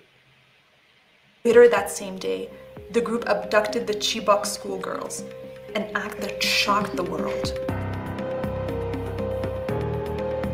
It was also around that time that the group started seizing territory. At its peak, it controlled 20 local government areas, estimated to be roughly the size of Belgium. As it became more militant. Oh, I said Denmark before, but sorry, not Denmark, Belgium. What's the difference? They're all white countries. It started to recruit forcibly in certain towns and villages it would conquer, and it would take the men and force them, especially the young men, force them to become fighters. We've also seen the... Yeah, and if those men refuse to join them, they'll kill the men. So it was crazy. That's kind of how Boko Haram operated. They captured the young men. And when I say young men, I think young men is a nice way to put it. They captured children. Okay, they captured children. And if you refuse as a child to fight in the way of Almighty Allah, you get executed. The use of children as well. We see these militants as they move across northeast Nigeria, they tend to engage with communities and they tend to tax these communities. They're farming communities, trading communities, and they'll have to pay money or give some of their produce to these militants in exchange for safety. And we see that this is how these groups... It's called jizya. It's called, I don't know. It's called jizya, ladies and gentlemen. Creep from one area to the other and expand their control. Change in the makeup of Boko Haram has also exacerbated its threat, making it more difficult to control. Over the years, it has split into multiple factions, each having a different, albeit violent, agenda. Shekau still leads one faction. The original Boko Haram, so to speak, maintains the extremely violent approach that has defined the group so far. Another prominent faction known as the Islamic State in West Africa Province, or ISIS. Because it's Islamic State in West African Province. I call it ISIS West African Division. That's my favorite name for it. ISIS West African Division. Swap is aligned with ISIS. What led to the split in Boko Haram was Boko Haram initially had ties with ISIS, right? They had ties with ISIS, but ISIS didn't like the way Boko Haram operated, especially their extreme use of takfirism, right? Where they declare anyone who will not even fight with them, they declare them kuffars, right? So ISIS didn't like how extreme they were in their attack against other Muslims who did not support them. Okay, they see not supporting Boko Haram as tantamount to apostasy. So because of that, ISIS was not in support. So there was a faction in Boko Haram, and the faction led to ISWAP. That was the. So killing of an ISWAP targets Christians. I don't know if you remember a news story that I tell you about how terrorists waylaid a bus from a particular state that was headed towards Borno, and they separated the Christians from the non-Christians, the Muslims from the Christians, and then the Christians and the bus were executed on camera, and the footage of it was posted online. That was done by ISWAP. So for ISWAP, killing of Christians, fair game. Killing of non-Muslims, fair game. Where they draw the line is in the killing of Muslims. And it's not like they will not kill Muslims, okay? They will kill certain Muslims, but they do not, their application of takfirism is not extreme as Shekau's application. And Shekau was pretty extreme in his application, pretty extreme. I mean, Shekau said if a woman will not, it goes to vote, she is a kuffar. That is how extreme Shekau was in his implementation of takfirism. ISWAP is critical of Shekau's indiscriminate use of violence against Muslim civilians. It has promised to concentrate its attacks largely on Christians. Another smaller splinter group is known as Ansaro. It has claimed high-value targets, such as foreigners in Nigeria. So these ones are the ones that focus on kidnapping white people or Chinese people. The splitting should have weakened the threat against the Nigerian force, because we've seen infighting between these factions. It should have been something that the Nigerian military and forces should have been able to take advantage of, but they haven't really. As much as these groups are a threat to each other, they still remain a threat to the state. And if one group is defeated, there's still another group to fight. So regardless of the level of the threat that they pose, they pose a longer threat. And I think that is the problem. Yeah, that's the funny thing about the faction, Boko Haram splitting into factions. You would think it will weaken the group. It even made it more difficult to fight them, such that even the killing of Abubakar Shekau did not really affect Boko Haram completely, because now you have other factions, right? And also, one of the reasons why it wasn't an advantage for the Nigerian army is the level of corruption in the Nigerian army, the deep level of corruption in the Nigerian army. And also, it's important to note that during the origins of Boko Haram, political powers we are accused of using Boko Haram for political gain. The so-called secular power that we are trying to fight against used them for their political advantage. At one point, they were pawns in the game for politicians. They were accused of that. Okay, they were used to cause unrest to bring in a particular candidate or a particular political party into office. Allegedly. Problem at the moment. But this threat didn't appear in a vacuum. The Nigerian government has played its part in the ongoing violence, particularly thanks to its lack of a sustainable security strategy. If you defeat the group in one town and then you move on to the next town, if you leave that town empty, the group can always come back. The famous town. And will always come back. I mean, this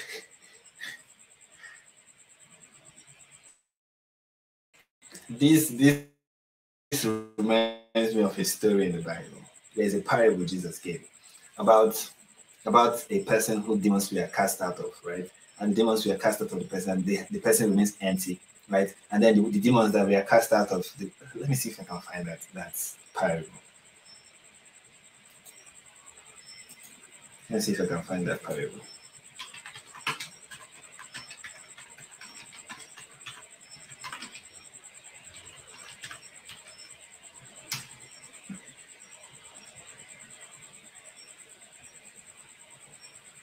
Okay, I think I have it.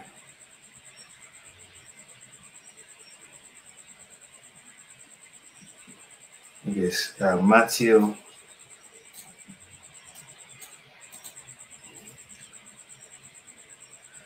12, verse 43 to 45. And it said, when a defiling evil spirit is expelled from someone, it drifts along through the desert looking for an oasis. Some unsuspecting soul, it can be devil. When it doesn't find anyone, it says, I will go back to my old haunt. On return, he finds the person spotlessly clean, but vacant. He then runs out and runs up 7 other spirits more evil than itself, and they all move in, whooping it up. That person ends up far worse off than if he had never gotten cleaned up in the first place. That's what this generation is like. You may think you have cleaned out the junk from your lives and gotten ready for God, but you aren't hospitable for my kingdom message, and now all the devils are moving back in. That is how it is with Boko Haram. That's how it is with these terrorists. When you get rid of them from a particular location and you don't occupy it, okay? When you take control of a place, you occupy the place.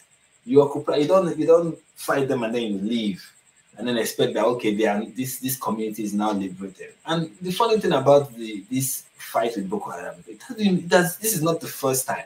This is not the first time that they take over a territory, the military moves away, they come back to that territory, The military go back again to fight them. They move away from the territory. The military say, okay, we are done. Then they come back to the territory. You've been doing this back and forth for a while now. I believe that you're not ignorant. You know what is going on. Leave soldiers on ground.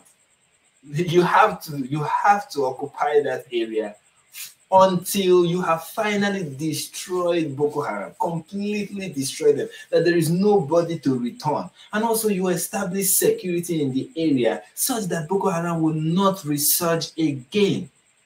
That is how you get a decisive victory. But I don't think the Nigerian government wants a decisive victory. My theory is that they want this to continue so that they can keep having a defense budget that is as huge as anything, all in the name of fighting terrorists. And that speaks to the corruption that has also allowed this insurgency to continue in Nigeria for so long. How many former defense ministers and people who work in the defense ministry have been accused of corruption, of money laundering, of embezzlement? I say money laundering, of embezzling government funds, not money laundering, of stealing government money, stealing money. There was one that was supposed to buy a particular jet. I forgot to know the guy. He was supposed to buy a particular jet, and then it turned out the money for the jet, he was sharing it with his friends.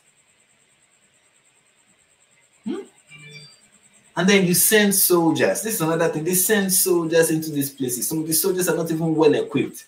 How many? This is now, it has become even like a common thing to see on social media, where soldiers, Nigerian soldiers, are posting videos of the condition that they are placed in while they are fighting this terrorist. How they are not well equipped, how they are not well paid, how many of them are even like they are living on stipends. It's not looking more lucrative to be a Boko Haram member. At least you get 72 virgins. Chibok, where hundreds of schoolgirls were abducted, has been attacked several times since that abduction. I mean, sorry to interrupt. I've seen it in the news. One location, one location, one village, like Goza. This is not the first attack. One location. There's this saying, once beaten, twice shy. It's not Nigeria. It's not that does not apply in this situation. They have beaten you 1 million times. Lesson never learned. One location, you hear Boko Haram attacked there. 2 days later, Boko Haram returned and attacked the place again. 1 week later, Boko Haram went back to the... I'm like, okay, at one point, you're like, this is where they like to come. You don't need to be a military expert. This is where they like to come. Stop. You can predict that they will come next week. They will come next week. They came last week. They came the week before. They came the other week before. And you're always and the news always carried surprise attack. I'm like, really? Really? After they've attacked the place like 17 times, the 18th one is still a surprise. Come on. So it's clear that there's no adequate security on the ground. And that's not all. Corruption and mismanagement have plagued the Nigerian government's efforts to crush Boko Haram, sowing mistrust among the civilian population. Videos like these of soldiers claiming they are not well equipped to fight the group have surfaced online. Imagine, they are killing us every day. The soldier will be in the war front, no helmet, no fragmented jacket. See, there's even a saying that people in Nigeria say, like, if you have a child who is being sent to go and fight Boko Haram, that you're just sending your children to die. That you're just sacrificing your children, sending your children to die. That is the sentiment. Like, if someone is in the military and, yeah, where are you being deployed to? And they say, Borno State. They're like, they're sending you to die. They're just sending you there to go and die. No enough ammunition. We are fighting to defend our country. The generals are shitting us. If you look over the past few years, we've seen Nigerian senior military chiefs, after they leave office, they're being tried for corruption. The National Security Advisor from a few years ago had been facing a corruption case. So these are the people who should have been equipping and leading Nigeria's forces against the enemy. Experts also say that Nigeria's military focuses on conventional combat, leaving it poorly equipped to fight a group that uses the tactics of guerrilla warfare. These are people who are out to fight to the death. That's the ideology. That's the way they operate. That's what they do. The idea of fighting in the way of Allah is you either kill or be killed. That is it. That's and you are ready for that. They are ready to fight it. It's not for you to defeat Boko Haram. It's not this thing that Nigerians talk about. Oh, if you repentant Boko Haram members, after raping countless women, you come out and be like, oh, now I found the light. Now I'm changing my ways. That's not how you do it. You only end up getting informants that then gives these people information and now become part of the system. There was a time there were even accusations that many people in the government in Nigeria were secretly members of Boko Haram. These are people who know the terrain very well. They don't wear uniforms like an army sometimes, and so they don't fight fair. And it's the same thing that Israel is facing with what is happening in Gaza. You're fighting an army that don't fight fair. They don't. Everybody's upholding certain rules for you. And like, this is how you should conduct yourself in warfare. This is how you should. These are the international laws that regulate combat and what have you. And you're doing that with an army that does not adhere to any of those regulations. They are violating them on a regular basis, and nobody is even saying anything about it. Like they don't.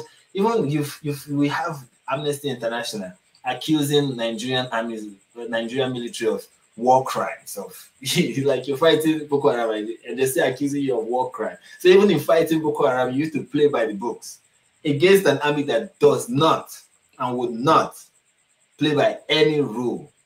Damn your rules. They're able to have informants everywhere and move around. They know the language very well. They know the area. They know the people. That's why eliminating the insurgency can't rely on military might alone. For it to really work, the Nigerian government has to win the trust of the people. Amnesty International said that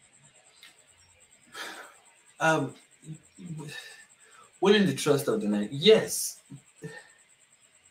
yes, and that is not enough, in my opinion. To fight insurgency in the north, Nigerian leaders have to be willing, and their unwillingness is something that they inherited from the British. So it's a long-lasting mode of governance that they inherited from people that were here, that were ruling before them, which is the way of treating Muslims with kid gloves and not being hostile to certain Islamic practices. One of them is how children in the north can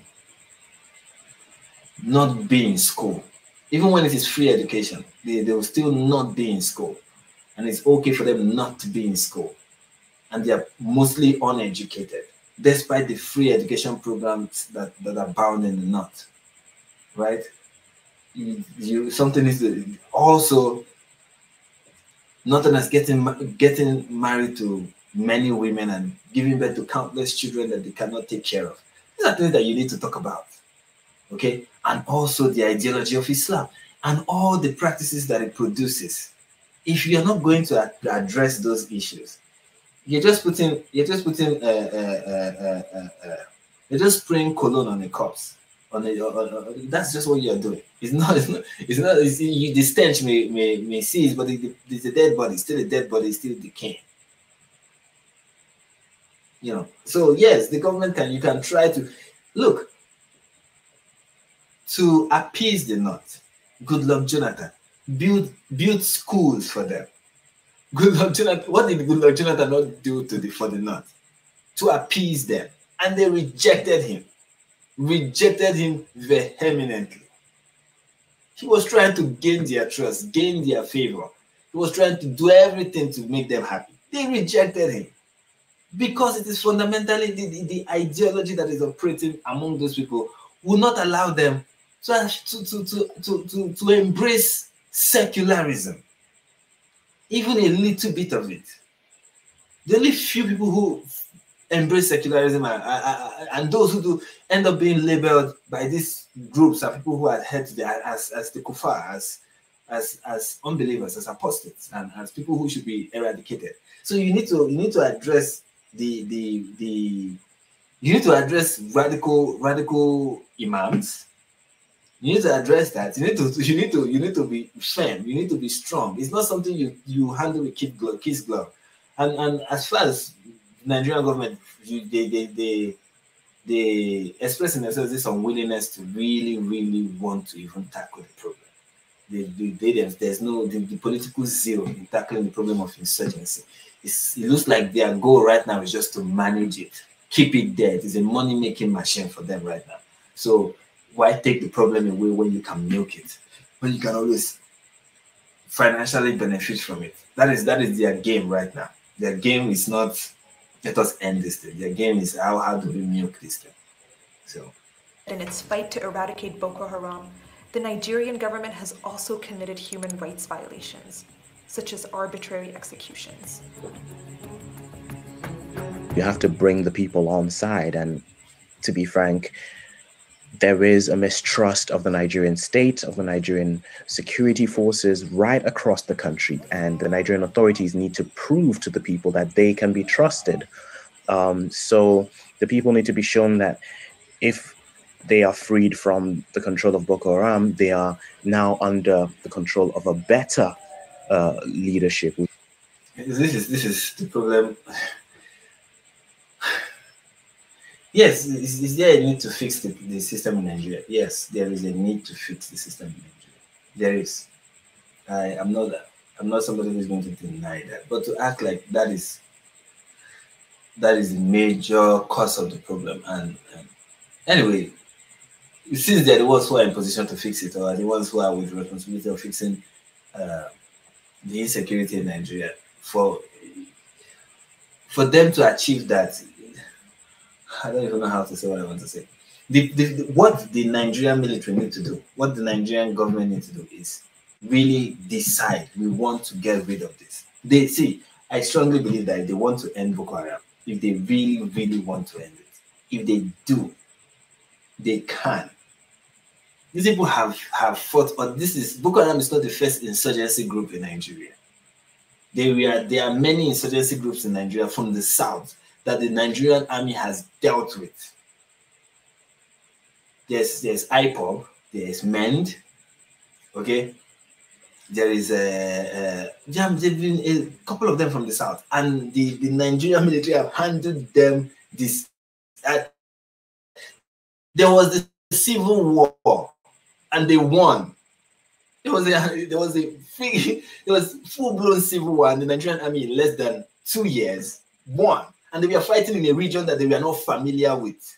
They were fighting in eastern Nigeria, in a region that they were not familiar with, and they won.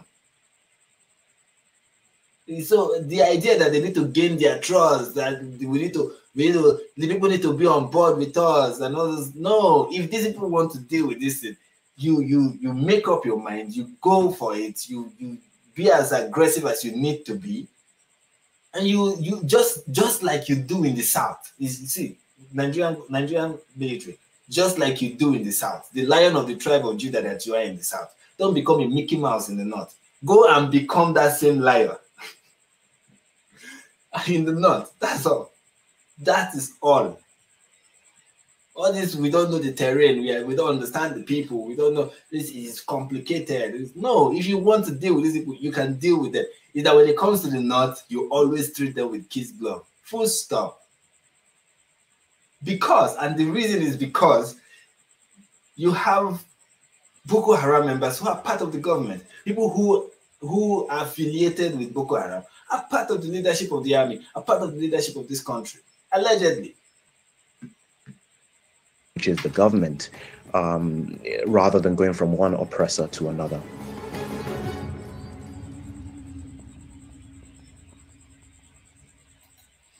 Anyway, so those are things I want to address today. This I want to address today with regards to what happened and the kidnapping of women in, I say kidnapping, the suicide bombing involving women in Goza, the town in Borno State.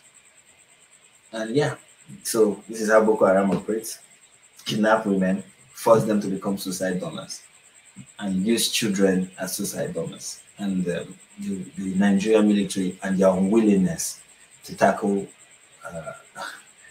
the issue, the insecurity in Nigeria, and how for so many of them it has become a money-making venture, and some of them are really empathetic and sympathetic to the cause of Boko Haram. They're not empathetic, but sympathetic to the cause of Boko Haram. Some of them are in support of what Boko Haram is about, or see Boko Haram as an advantage for whatever reason. So that is why the issue of Boko Haram has become complex. It's no longer just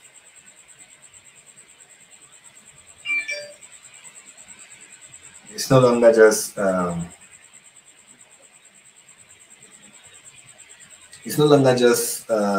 some insurgency group that is hard to deal with.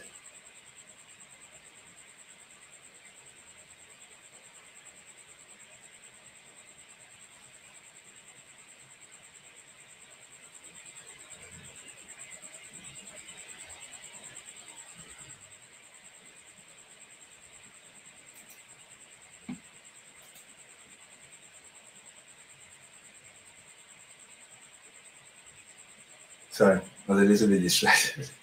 This is sort of, anyway, every one of you know that when it comes to this live stream, this is the most unprofessional live stream out there. I can be on this live stream and be chatting with my mom.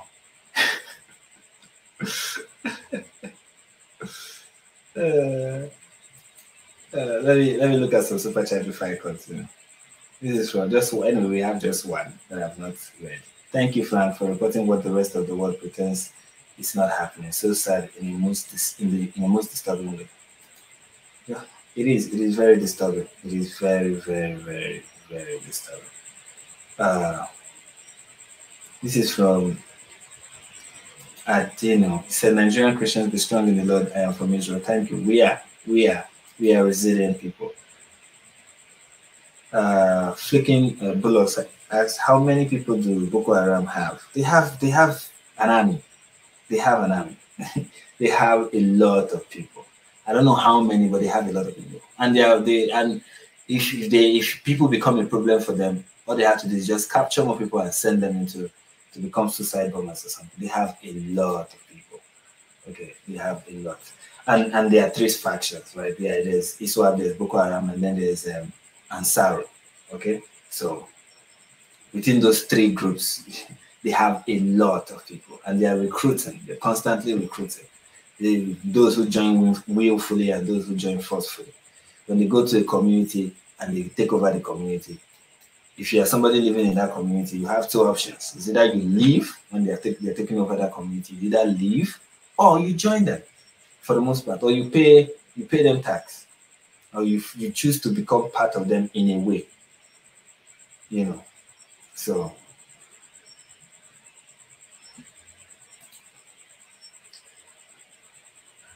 this is from Shannon. I said, question, how many times did the Nigerian government retaliate against Boko Haram over the years? How many times? I can't count. This is the fights have been like in pockets. Like they'll be waging an attack in one community and then another community and then another. It has been going on for 15 years, right? Constantly going on. It's not like they took a break this week or this month. It has been constantly going on for 15 years. Where you take over a territory, they leave the territory, Boko Haram take over that territory. Boko Haram start operating. In fact, they've moved from the north, so sometimes they've had attacks in north central, sometimes in the middle belt, sometimes in northwest, sometimes in regions that they usually do not carry out activities before. You even see them pop up in those places, right? So yeah, there have been so many back and forth. It has been an ongoing fight. I don't know how many times they've been attacked and how many times they've fought back or how many times they've encountered each other, but it has been happening over and over again. There's another question here. I don't think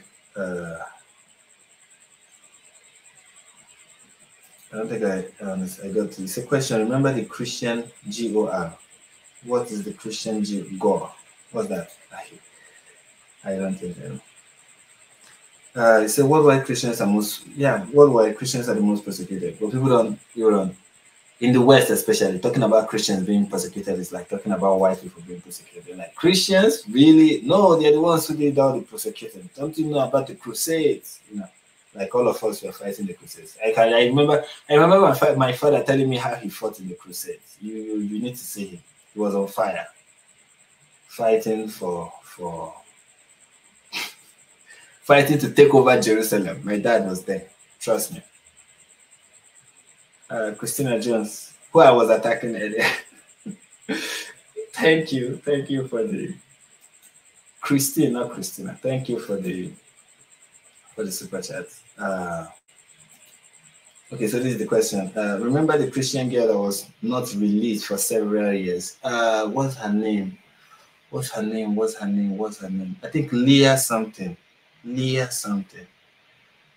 Yes, she was a Christian. I think she even became a mother for one of them. Let me get the story. So she became a mother for one of them.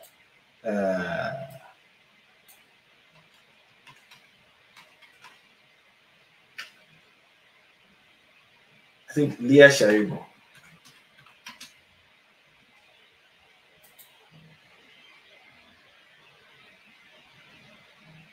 I think that's why she has spent 6 years, right? And she was forced into marriage. I think she's even a mother for them right now. That is a very tragic story. And she's not even with Boko Haram, she's with ISWAP.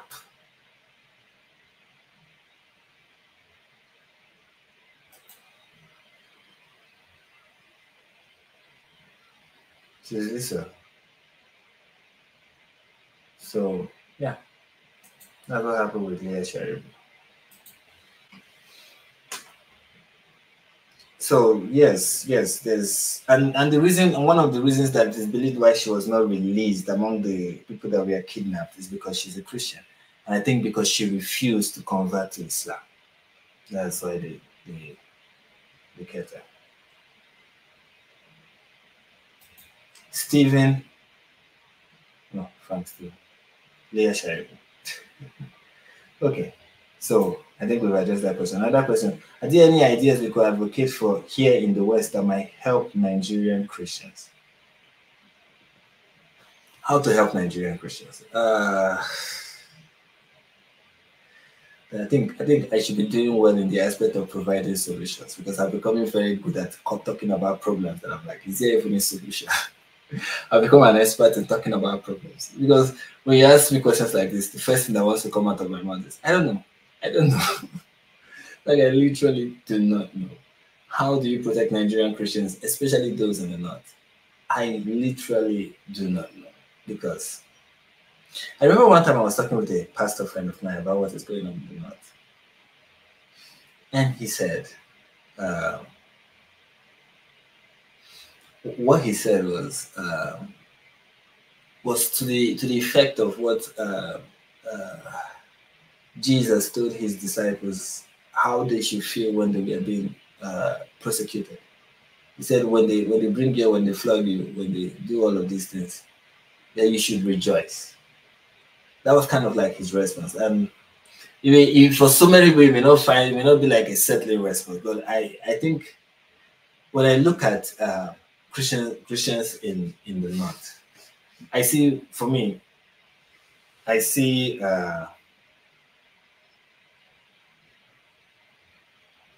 see Christians in the North, I see true Christians. I see people who are truly Christians.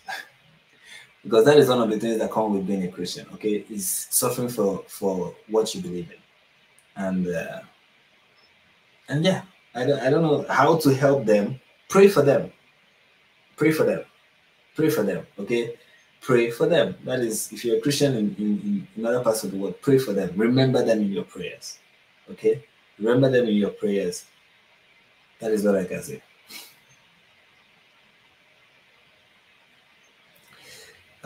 What other question?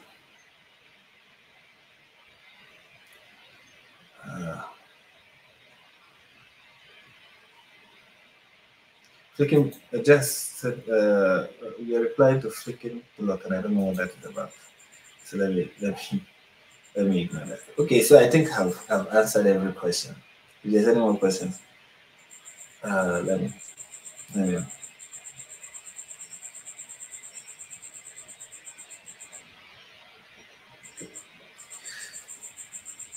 Yeah. Yakubu Mina said, "Thank you, Frank. We need serious prayers." Yeah, I believe that do not need. If you look, if you're a Christian and you live, especially Christians who live in areas that do not face this kind of problem, always remember Christians in that situation in your prayers. Please do. They need that prayer. It will go a long way.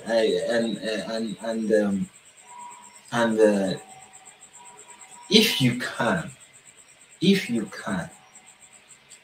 I feel uncomfortable making this kind of request, this particular request I'm about to make. But I have seen it work, right? Like, I've seen Muslims use it and it worked, right? I see Muslims making something like what is happening in Palestine, something that people in the West now care about. Like, think about it, right? A small place in Palestine, and this is something that nobody on a good day should even give a damn about. Like, people in the West typically don't care about. They don't care about other places. They really don't. Of course, I get it. It's because of Jews, yes, you know. But also there's also the element of Muslims and people who want to take advantage of a particular situation, getting the West to care about something that they otherwise would not care about. Okay, if the Muslims have a Muslim agenda that they are willing to use political means to achieve, if you're a Christian in the West, you should also have a Christian agenda that you are willing, maybe not forcefully, but willing when the opportunity presents itself, to use political means to achieve. I remember one time I made a shot, and many people in the United States, for example, we are not happy with that. And I was like, well, I'm not even going to make that request again, because obviously Westerners don't like people, especially those in the United States. Especially those who are like, I'm America first and last, and everything in between. It's just America, America, America. And I was like, if you're a Christian in the West and you hear about of Christians in other parts of the world who are going through a lot, and you have the chance to make it something that you can influence your political leaders to do something about, right? Like, look at Armenia, for example. You can do something to the effect of changing the foreign policy to the favor of Armenians. Get politicians who will promise you something in that regard. You are a Christian, right? You're a Christian in the United States. Perhaps you were made for a time like this. This is your opportunity to wage some kind of political influence for the benefit of your brothers and sisters in other parts of the world. And what do I see when I look at Christians in the West? What are they talking about? America first. I'm like, you know what? Fine. God will defend these people. Like, I don't want to, you know what? Keep doing your America first stuff. God will defend these people. I don't know what else to say. Maybe it's too much for me to ask. So yeah, let's focus on fighting off fentanyl in California, which you don't even care about. Let's be honest. You don't even care about it. You don't really care about it. You know, you just want to use it as another opportunity to make fun of Gavin Newsom. You don't really care about it. But America first, ladies and gentlemen. I know that's why when Westerners are like, is there any way we can help? I'm like, I don't know if you can. I really don't, because when I see the left and the Islamists are the ones who know how to do this, who know how to influence their politicians to fight for causes that they should normally not care about. The right is always about me. Can we get a tax cut? Can we not pay excess taxes again? You know, so that is what matters most to people on the right. And fine, okay. I don't know what else you want me to say. So was that Trump will fix it after he wins in November. Oh, please. Trump was in office and this was still ongoing. There's nothing he did to make Boko Haram any less dangerous. Okay, there's nothing he did. What will happen is that when Trump is in office, everybody's going to be talking about Trump until he's out of office. And then when he's out of office, and maybe a Democrat is in charge, then we'll be like, oh, look at what is happening in this part of the world. It's bad. You know, Americans act like when Trump was in office, the whole world was peaceful. They were just living in this wonderful oasis. I'm like, nah, it was not. Maybe America was good, but not every part of the world. Boko Haram did not go on vacation during the reign of Boko Haram. ISWAP did not, I mean, during the reign of Trump, ISWAP did not say, okay, you know what, we are afraid of Orange Man. We are not. The insurgency was still on the rise. Yeah, Boko Haram, to Trump's credit, he was one leader of the United States that talked about what was happening to the Christians in Nigeria. He gave a statement about it, to his credit. But I think that was as far as he went. So,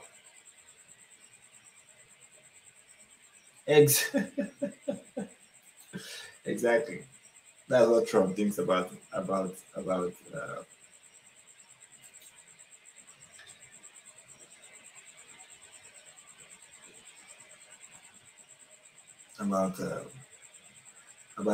So yeah, just that's all I can say. And thank you guys for hanging out with me.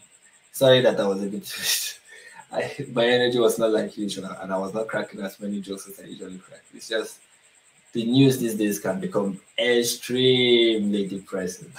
It become extremely depressing.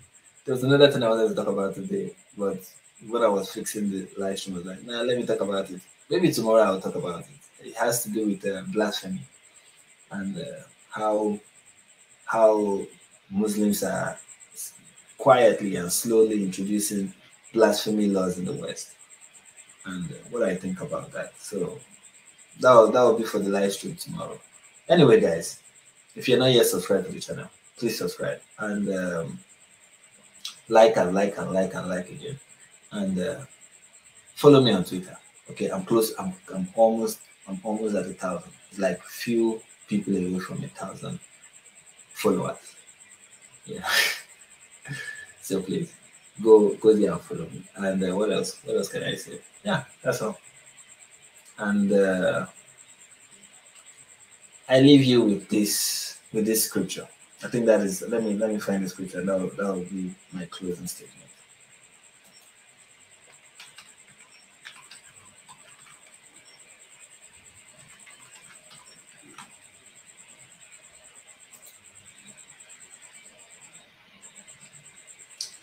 John 16, verse 33.